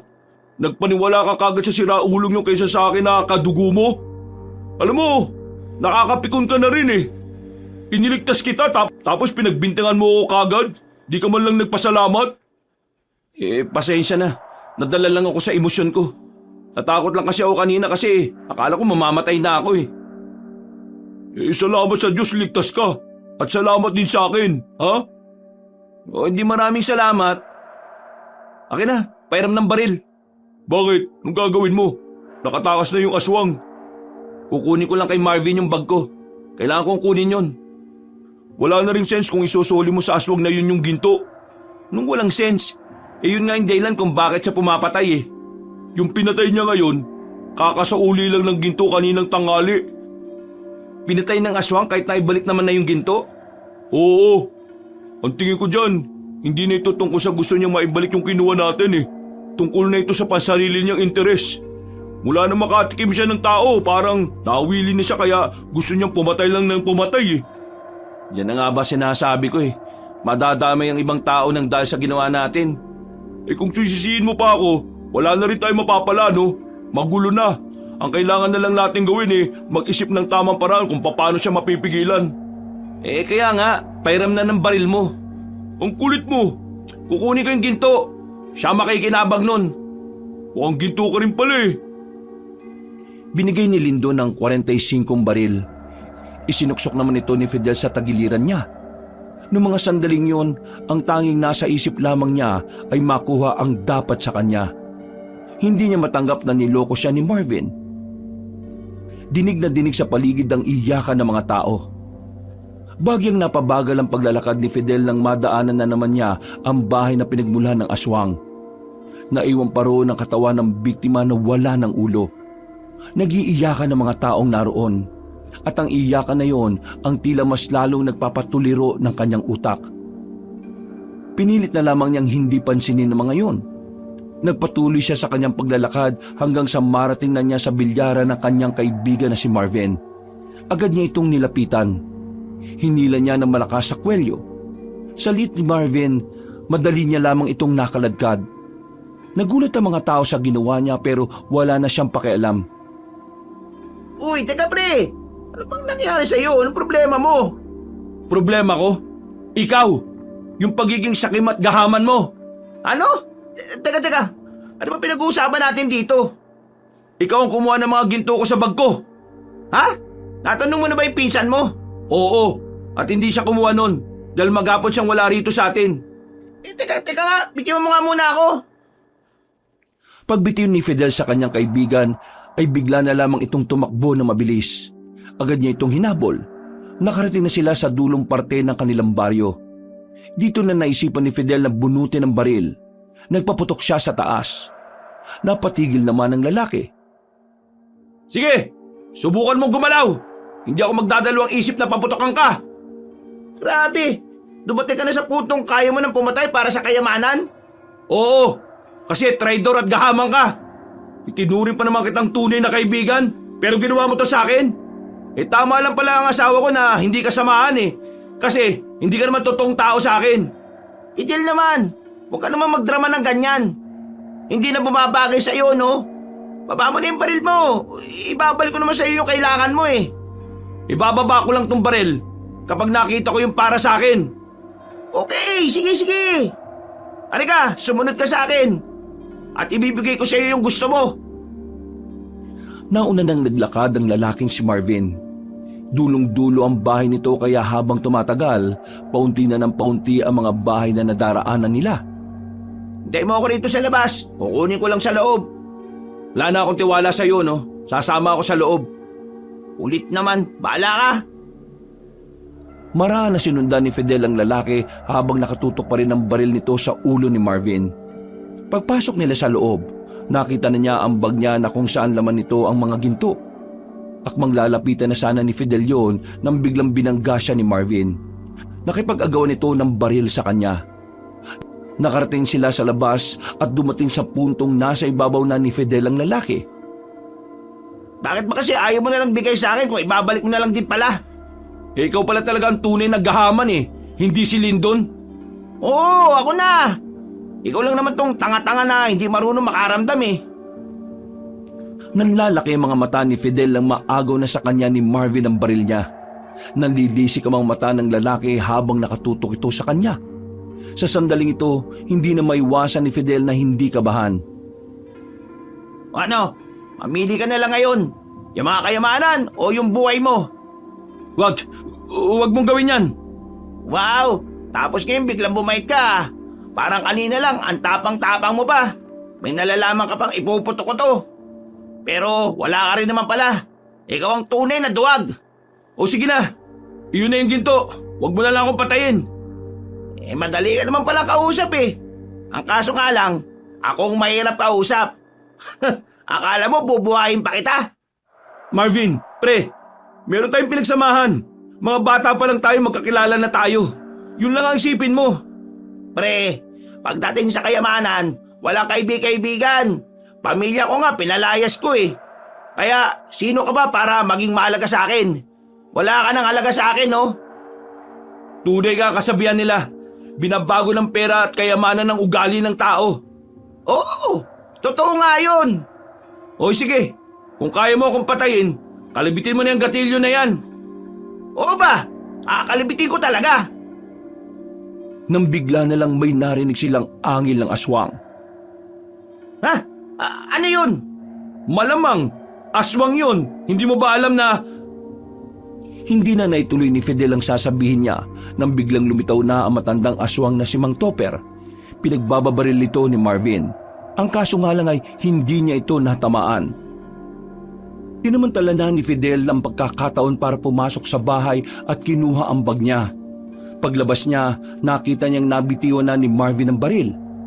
Inaamba-ambahan na lamang ang matandang lalaki. Gusto na sana niyang umalis pero sa kabila ng pagiging siraulo ni Marvin, naisipan pa rin niya itong tulungan. Mabilis niyang kinuha ang baril dahil malapit lang din naman ito sa kanya. Hindi na siya nagdalawang isip na paputokan ng matanda. Sa pagkakataong yun, tinamanan niya ito sa balikat. Dahilan para magtago ulit ito. Binaril na yan kanina ni Lyndon. Medyo mahina-hina na yan. Halika na! Ano bang tinitingin-tingin mo dyan? Sabay silang tumakbo palis ng mga sandaling yon. Nang makalayo na sila ay nagtago na muna sila sa gilid ng tricycle. Hindi naman makapaniwala ang lalaking si Marvin dahil sa kanyang ginawa. Bakit mo ba ako niligtas? Kasi hindi ako kagaya mo. Kaya kitang tutukan ng baril pero hindi ko kayang iputok yun. Hindi tayo pareho, Marvin. Natamimay na lamang ang binatang si Marvin. Maya-maya lang din ay umalis na rin sila roon. Sakto naman na nakakasalubong nila ang pinsan niyang si Lyndon. Oh, nakakuha mo na pala yung bag mo. Tuluyan na natin to si Marvin, sira ulo tong taong to eh. Wag, di natin kailangan gumaya sa kanya. Ikaw, Marvin, nasa sayo na yan kung tatraydorin mo pa rin kami. Salamat ka, mabait tong pinsan ko. Kasi kung ako lang ang tatanungin, tinapos na kitang loko ka eh. Bumuntong hininga na lamang ang lalaking si Fidel. Nung gabing yun ay rumonda sila sa buong baryo nila. Ang kaso nga lang ay hindi na nila nakita pa ang aswang na si Topper. Tumungo na lamang sila sa ginawa nilang tambayan sa abandonadong paaralan. Malapit lang din yun sa kanilang baryo. Itong hideout. Yung mga kasama ko, binayaran ko lahat yan para lang tulungan ako mapatay yung aswang na yun. Talagang kinarir mo to ah. Oo, kasi ayaw ko mamatay. May 2 tama na yung aswang. Mas maganda sana kung mahahanap natin siya agad bukas para kahit papano hindi siya ganong kabilis at kalakas. Pero itong si Marvin, wala ba talaga tayong gagawin dito? Kanina pa ako kating-kating bugbugin to eh. Biruin mo, hinatian na nga siya ng yaman na nakakuha natin sa visit na islang yun. Nagawa pa niya talagang maging gahaman. Pag-aawayin mo pa kaming magpinsan, gago tong Marvin na to ah. Bakit niya ba kasi ako sinama rito? Para bugbugin ka sana eh. Kaso itong si Fidel, ayaw eh. Naawa sa'yo. Kina mo ginawa mo. Mabuti sa'yo yung tao, ikaw lang yung siraulo. Napapailing na lamang ang lalaking si Marvin. Nung gabing yon, hindi na muna pinayagan ni Lindo ng 2 na bumalik sa bahay. Doon sila lahat sa hideout magpapalipas ng gabi. Gusto mo bang makauwi? Mabibigo ka lang. Kita mo yung mga bantay, mga notorious yan. Di ko alam kung saan nakakilala ni Lyndon yan eh. Pero papatayin ka na mga yan kapag lumagpas ka sa bakod. Hindi naman ako aalis eh. Mas ligtas ako rito. Fidel, hindi ko pa din alam kung bakit mo ako niligtas. Di ba nga sinabi ko na kanina? Ibig ko sabihin, bakit ganyan ka kabait? Kung ikaw ang gumawa sa akin ng ginawa ko sa'yo, baka hinayaan na lang kitang lapain ng aswang na yun eh. Bakit mo ba kinuha yung kayamanan ko? Siguro nga tama ka. Binabago talaga ng kayamanan ng ugali ng isang tao. At yun ang nangyari sa akin. Ngayon lang din naman kasi ako nakatikim ng ganitong yaman eh. Pero hindi naman ako nagbago. Kagaya nga ng sinabi mo, hindi naman tayo pareho. Iba ang kinalakihan mo. Iba rin ang kinalakihan ko. Pero ano man ang pinanggalingan ko, alam kong sasabihin mo sa akin na hindi yung dahilan para maging masamang tao. Buti naman alam mo. Iwan ako ng pamilya ko nang malaman nilang galing sa isla yung mga yaman na dala ko. Ganun din naman ako eh. Iniwan din ako ni Linda. Kaya nga gusto ko na sanang ibalik yung kayamanan na to.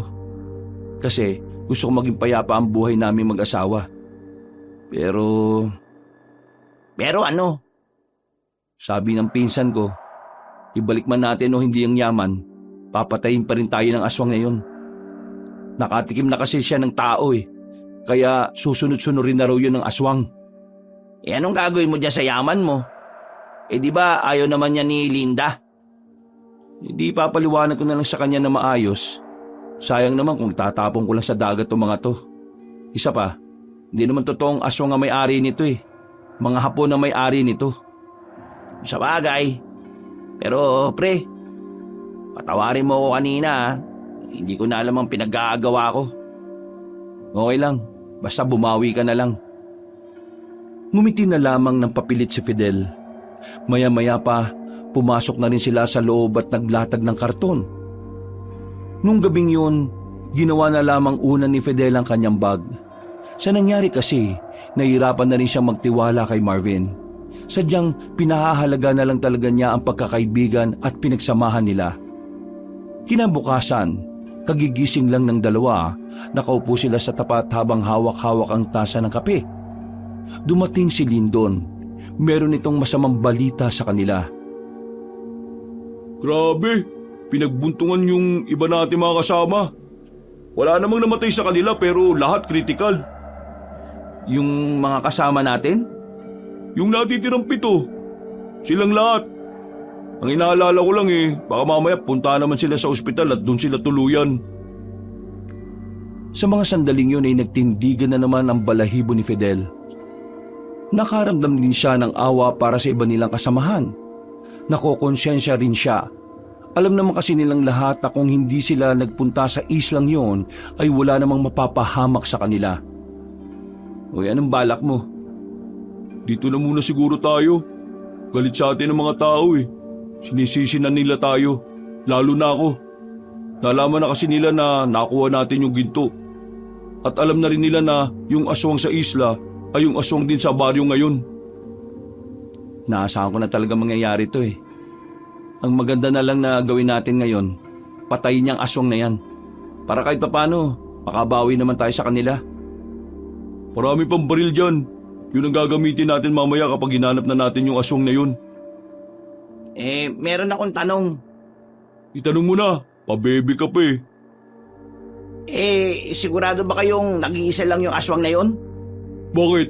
May nakita ka ba kasama siya? Wala. Di nag-iisa lang. Common sense lang, no? Sinasabi ko lang naman, paano kung hindi natin alam na may iba pa pala siyang mga kauri, pero wala lang sa isla? Insan, may punto nga siya. Kung sakaling ganun nga, papatayin din natin yung mga yun. Yun naman talaga mangyayari dun Sasapat ba yung mga gamit natin? No, dami mong tanong. Malamang oo. Naninigurado lang ako nakakayanin natin hanggang sa dulo ng laban. Ang tinutuno ng mga sinasabi mo ngayon Siguraduhin mo lang na wala kang gagawing katarantaduhan habang kasama ka namin Kasi kung meron, ako mismo papatay sa'yo. Bakit? Kaya mo bang pumatay? Tama na yan. Walang patutunguhan ng pagtatalo ninyo. Ang mabuti pa, pag-usapan na lang natin kung paano natin mahuhuli o mapapatay yung aswang na yon. Bumuntungin nga na lamang si Lyndon. Naging kalmado na rin naman ang usapan na yon. Maya-maya lang, inilabas na rin ni Lyndon ang iba pa nilang gamit. Namili na si Fidel at Marvin ng armas na gagamitin nila. Pagkatapos noon, nagtungo na sila sa gubat para pag-aralan kung paano bumaril ng maayos. Makalipas lang ang ilang oras, umalis na rin sila roon. Bumuo na sila ng magandang plano. Sa huli, nauwi ang kanilang usapan sa mabigat na desisyon. Yun ay balikan ng isla. Hinala kasi nila ay mas madali nilang matatagpuan ang aswang na yon doon. Nakahanda na yung 3 bangka na gagamitin natin para mamayang gabi. Tandaan nyo, wala nang atrasan to. Hindi na natin patatapakin sa baryo yung matandang aswang na yun. Tumango na lamang si Fidel, pero sa kaloob-looban niya ay hindi niya maiwasang hindi mangamba. Mabilis na lumipas sa mga oras, sumapit na rin ang kinagabihan. Handang-handa silang lahat ng mga sandaling yon. Pagdating nila ng dalampasigan, huminga ng malalim si Fidel. Bigla niya kasing naalala ang kanyang asawa. Aminadong na-miss na niya ang babae, pero kailangan na muna niyang ayusin ang gulong ginawa nila. Habang naglalayag sila sa katubigan, nakita nilang may usok mula sa isla na kanilang pupuntahan. Dahil dito, hinihanda na nila ang kanilang mga dalang baril. Hindi nagtagal, nakatapak na rin sila sa isla. Kailangan natin maghiwa-hiwalay para mas madali nating mahuli yung lintik na yun. 3 grupo. Kaya naman, di ba? Kami, dito sa gitna. Yung 2 grupo sa magkabilang gilid. Fidel at Marvin, sumama kayo sa amin. Tinumbok ng grupo nila Lyndon ang gitnang bahagi ng isla. Gamit ang kanilang malalaking flashlight, nakikita nila ang kanilang dinadaanan. Tahimik lamang silang iniinspeksyon ng bawat madaanan. Palingon-lingon sa gilid at sa likod. Wala silang makitang kakaiba, pero nanatili pa rin ang pangamba. Hindi sila nagiging kampante lalo na't balwarte ng aswang ang kanilang pinuntahan. Kung puntahan na kaya kagad natin yung pinanggagalingan ng usok? Bago natin puntahan yun, kailangan na muna nating siguruhin na wala siyang ibang kasama. Di ba, yun yung kinakabahala mo? Oo, tama si Lyndon. Ako ang tama kasi naniwala rin kayo. Tama ka kaya sa akin? Mag-focus ka na nga. Bumuntong hininga na lamang ang lalaking si Marvin. Sa kanilang pagpapatuloy, hindi nila inaasahan na magkakatagpo-tagpo na sila ng iba pa nilang mga kasama. Ayon sa mga yon, nagpabalik-balik na lang daw sila sa kanilang dinaraanan. Hinala nga ng iba, baka may naglalaro sa kanilang engkanto kaya hindi nila mahanap ang daan. Magsama-sama na lang tayong lahat. Pupunta na natin kung saan nagmumula yung usok. Huwag gagawa ng ingay ha, magdaan-daan. Kailangan natin biglayin yung matandang aswang na yun. Naglakad pa sila ng halos 5 minuto hanggang sa nakarating na sila sa isang parang baryong maliit. Hindi nila inakala na sa islang yon meron din palang mga naninirahan. Masyado kasing malaki ang isla kaya hindi pa nila natutuklasan ang ibang parte. Papasok na sana sila sa baryong yon pero pinigilan sila ni Marvin. Oh, bakit na naman? Huwag tayong basta lumapit. Paano kung ang baryong yan baryo ng mga aswang? May punto siya ulit. Hindi natin alam kung anong klaseng mga tao ang naninirahan dyan o kung tao nga ba yung mga nandyan. Tingnan nyo, 4 na bahay lang ang meron. Ibig sabihin, kakaunti lang talaga sila rito.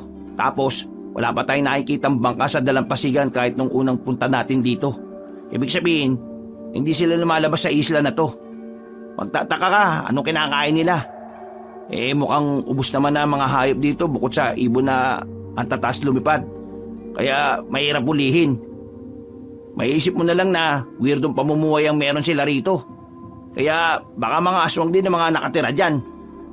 Aba, nag-iisip ka na rin talaga ngayon ha? O sige, susundin natin yung sinasabi mo. Bakit? Akala nyo ba porke babae lang ang alam ko wala akong utak? Aba, malay ba namin kung puro kalandian lang yung laman ng utak mo? Nitong mga nakaraan nung pumutok yung balitang may aswang na sa atin, nagbabasa-basa na ako ng tungkol sa aswang Inihanda ko rin naman yung sarili ko. Oo na, dami mo pang sinasabi. Ito na ang naisip ko. Kailangan meron pumunta sa baryo na yan para alamin kung mga tao ba talaga nandyan. Paano natin malalaman kung tao o aswang ba yung mga nakatira dyan? Palatandaan ba kayo? Nagdala ako ng bawang dito at asin. Sabi nila, takot ang aswang sa bawang at asin. Kapag sinabuyan ko sila at natakot sila o kaya nasaktan, alam na kaagad. O sige, Insan. Ikaw na sumama sa akin. Marvin, ikaw na muna bahala rito sa mga kasama natin ha. Mula rito, tanawin niyo naman kami. Sesenyas na lang kami kapag alanganin. Uy, huwag kang gagawa na katarantaduhan ha. Sinasabi ko sa'yo, hindi ka sasantuin ng mga nasa likod mo. Oo na, wala pa rin tiwala Naglakad na magpinsan patungo sa nakikita nilang baryo. Nakahanda lang ang mahabang baril na dala nilang dalawa. Marahan silang lumapit sa baryo habang pa isa-isang tinitingnan ang bawat madaraan ng madilim. Nang makalapit na sila sa isang bahay, meron silang narinig na bulungan. Nagkasinyasan na magpinsan. Naunang lumapit si Fidel sa pintuan. Tao po! Tao po! May tao po ba sa loob? Narinig mo na nga may nagbubulungan, nagtatanong ka pa talaga. Para lang makasiguro. Nakailang katok si Fidel pero wala namang nagbubukas ng pinto. Inulit pa niya ang pagkatok. Sa puntong yun, narinig na nilang natataranta ang mga nasa loob. Maya-maya pa, narinig na rin nila ang may hinang angil sa loob. Dahil doon, agad na niratrat ni Lindo ng bahay. Sa puntong ito naman ay mabilis na sumunod sa kanila sila Marvin. Sa mga putok na kanilang pinakawalan, nabulabog ang mga nasa bahay. Sabay-sabay na angil na ang kanilang narinig. Mga aswang nandito! Patay na lahat ng mga yan! Nagsilabasa ng mga aswang sa kabahayan. Pinagbababaril nila ang mga yon. Meron naman silang natatamaan, pero sadyang mabibilis ang iba kaya nakakatakas. Buong akala nila ay pabor sa kanila ang sandaling yon pero hindi nila alam na malaking pagkakamali pala ang pagpunta nila roon. Naloko na! Pagtingin nila sa mga puno, nakita nila ang sandamukal na aswang na nakatuntong doon. Lahat ay umaangil na parabang takam na takam sa kanila. Ano ba tinutungakan niyo dyan? Barilin niyo na yan! Naunang nagpakawala ng maraming bala ang lalaking si Lindon. Dahil doon ay nagpulasan ng mga aswang. Pero sa ginawa nilang yon, mas lalo lang nagkaroon ng pagkakataon ng mga aswang para makakuha ng tamang pwesto. Maya-maya pa, bigla na lang pinaghihila ang iba nilang kasama. Hindi nila malaman kung saan-saan lumilitaw ang mga yon. Magdikit-dikit tayo, bilis! Nagtalikuran sila ng mga sandaling yon, kaya lahat ng aswang na magtatangkang lumapit ay natatamaan lang ng bala. Bagay na naging bentahe nila sa mga pagkakataong yon. Sabi sa inyo, marami sila eh. Mas kaunti lang tayo, nabawasan pa ng 3. Baril ang hawak natin, hindi toothpick, kaya bakit ka natatakot? Hindi naman ako natatakot. Pinagsasabi mo dyan. Nakikiramdam lamang sila sa mga sandaling yon. Bigla na lang kasing nawala ang mga aswang. Pero nararamdaman pa rin nilang nasa paligid lamang. Sa mga pagkakataong ito, nararamdaman na nilang malapit na silang maubusan ng bala. Kaya kailangan nilang tipirin ang mga bala nila dahil hanggang sa mga pagkakataong yon, hindi pa rin nakikita ang matandang si Topper. Ano nang gagawin natin? Uubusin natin ang mga tukul na yon hanggang sa lumabas na yung pinakapakay natin dito. Halos 10 minuto silang nasa loob na nakikiramdam. Nung una, akala nila ay umalis na ang mga yon. Pero nang maglakad na sila, bigla na lamang lumabas ang mga aswang at tumatake. Maririnig na lamang ang mga pag-angil at putukan ng baril. Inubos na nila ang bala nila sa huling grupo ng mga aswang na lumusob sa kanila. May mga tama na rin ang iba nilang kasamahan ng mga sandaling yon. Iilan na lang ang nakatindig.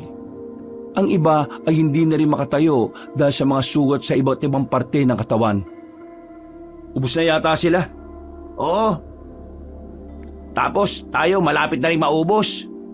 Kayong 3, alalayan niyo ang kasama nating sugatan ha. Dalhin niyo sila sa ligtas na lugar at asikasuhin ninyo. Kaming 3 naman, hahanapin na namin ang matandang aswang. Tumango lamang ang 3 lalaki. Habang sila Lindo naman ay umalis na rin doon at pinagpatuloy ang paghahanap sa matandang aswang. Kaya pa ba ng mga bala niyo?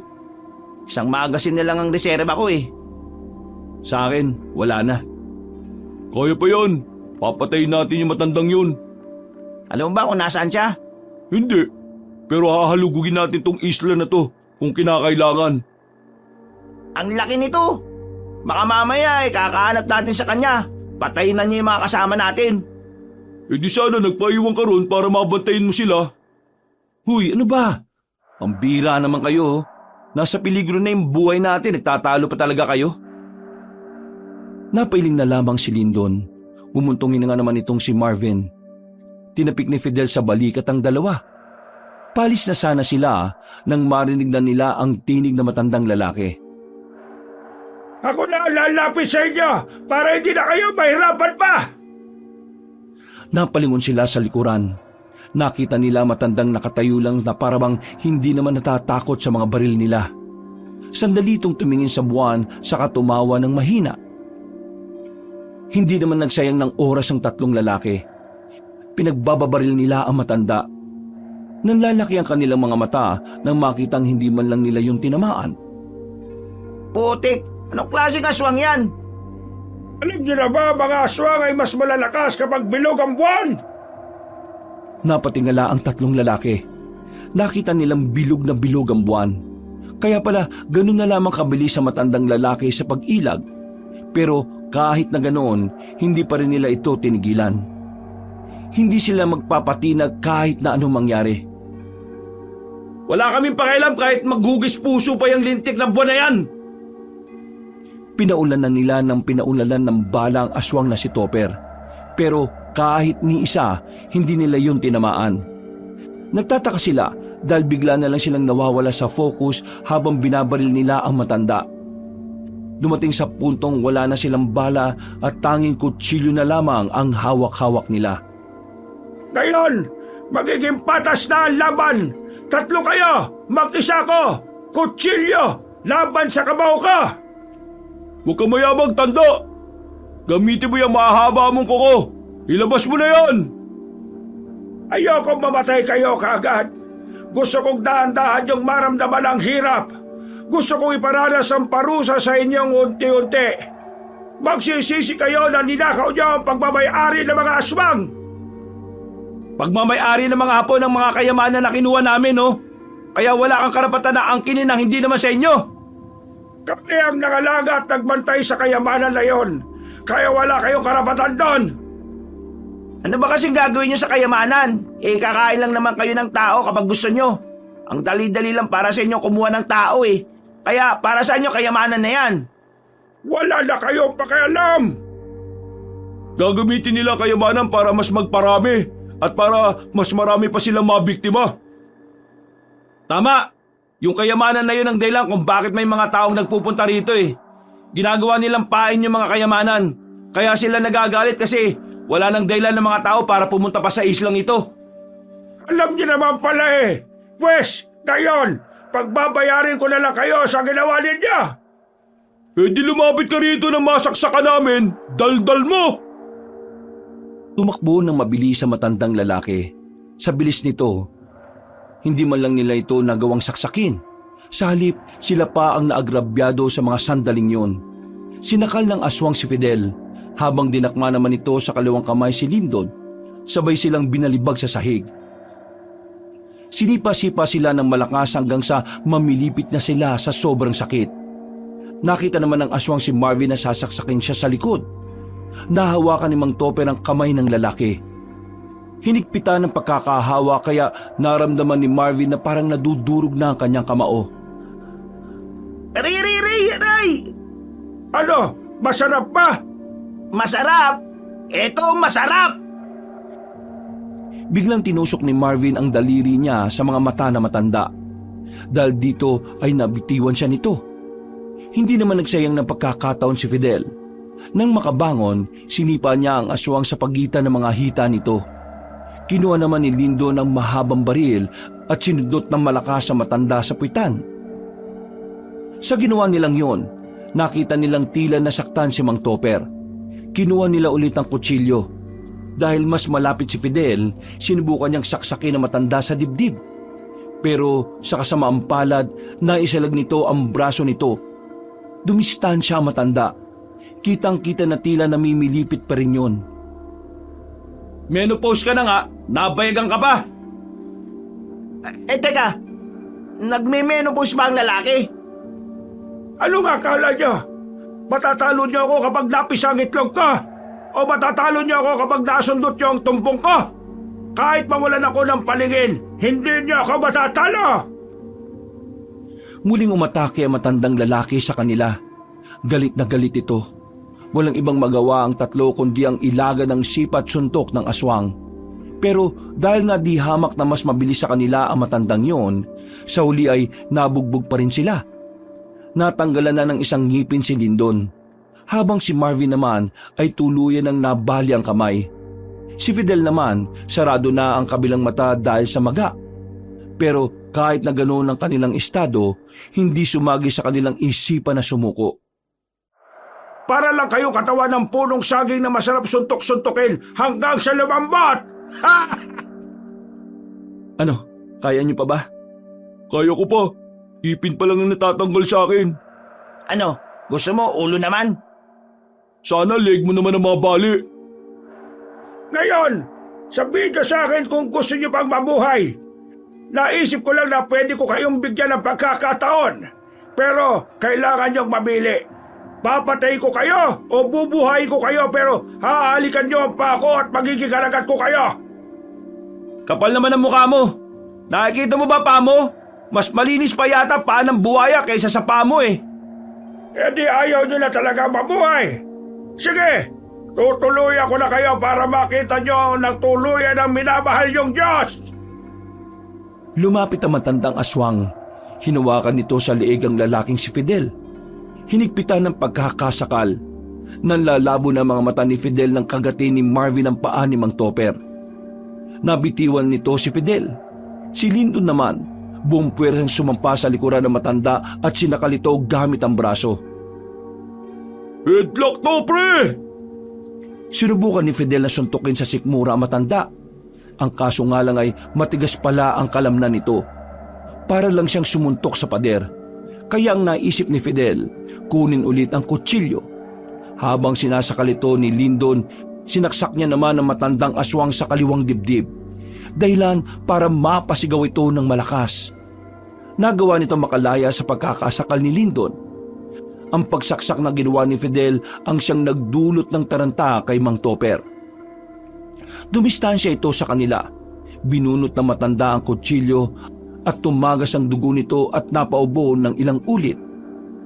Ano? Mukha yatang napatigil ka. Mamamatay ka na matanda ka. Kung mamamatay man ako ngayon, mas maganda kung inadamay ko na kayo! Biglang humaba ang kuko na matandang si Mang Topper. Sa puntong ito, kinabahan na ang tatlong lalaki. Kahit na nangihina na ang aswang nakatapat nila, alam nilang may kakayahan pa rin itong patayin sila. Nagkakaroon sila ng pagdududa kung kakayanin ba ng kutsilyong hawak nila ang mahabang kuko na matandang aswang. Pinagpapawisan na ng malamig si Fidel. Sama-sama tayo sa impyerno! Iika-ikang lumapit ang matanda sa kanila. Medyo may kabagalan na ang kilos nito kaya kahit na papaano ay nagagawa na rin nilang makailag. Pero hindi sila naging kampante. Kaya na natin to mga pre. Kayo na lang! Bali na tong kanan ko eh! Fidel, sabayan natin.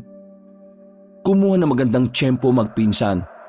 Maya-maya lang ay nasaksak nila ulit si Mang Topper sa kaliwang dibdib. Dahil 3 saksak na ang tinamo ng aswang, tuluyan na itong napaluhod. Wala na! Tapos ka na! Kahit na papatayin niyo ako, habang buhay ko kayong guguluhin! Ano? Magmumulto ka? Aswang na multo? Wala kaming pakialam, no? Biglang lumapit si Lyndon.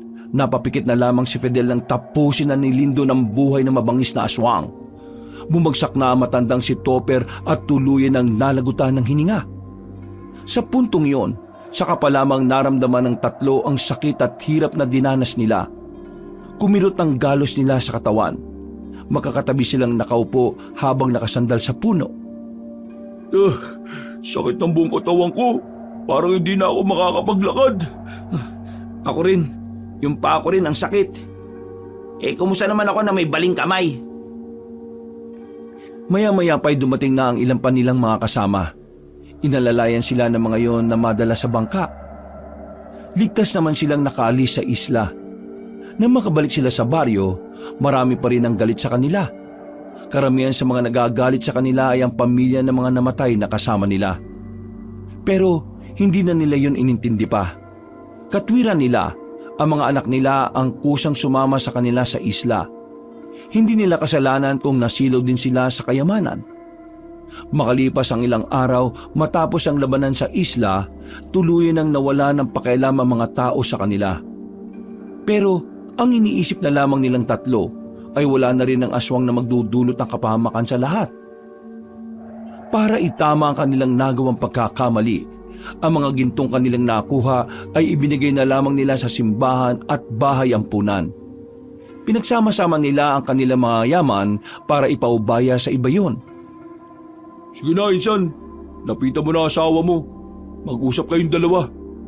Sabihin mo na rin na nagbago na ako ha. Kaya pwede na tayo maging magkaibigan. Manahimik ka. Hindi ito tungkol sa'yo, no? Nasa harapan na sila ng bahay ng kapatid ni Linda ng oras na yon. Itong araw na susuyuin na ng lalaki ang kanyang asawa para muli na silang magsama. Sinabi niya ang lahat at naikwento na rin niyang natalo na nila ang aswang. Sinabi rin niya na wala na ang kayamanan sa kanila. Totoo ba yung mga sinasabi mo? Oo, mahal. Kahit tanungin mo pa yung simbahan at bahay ampunan, nasa kanila na yung mga ginto.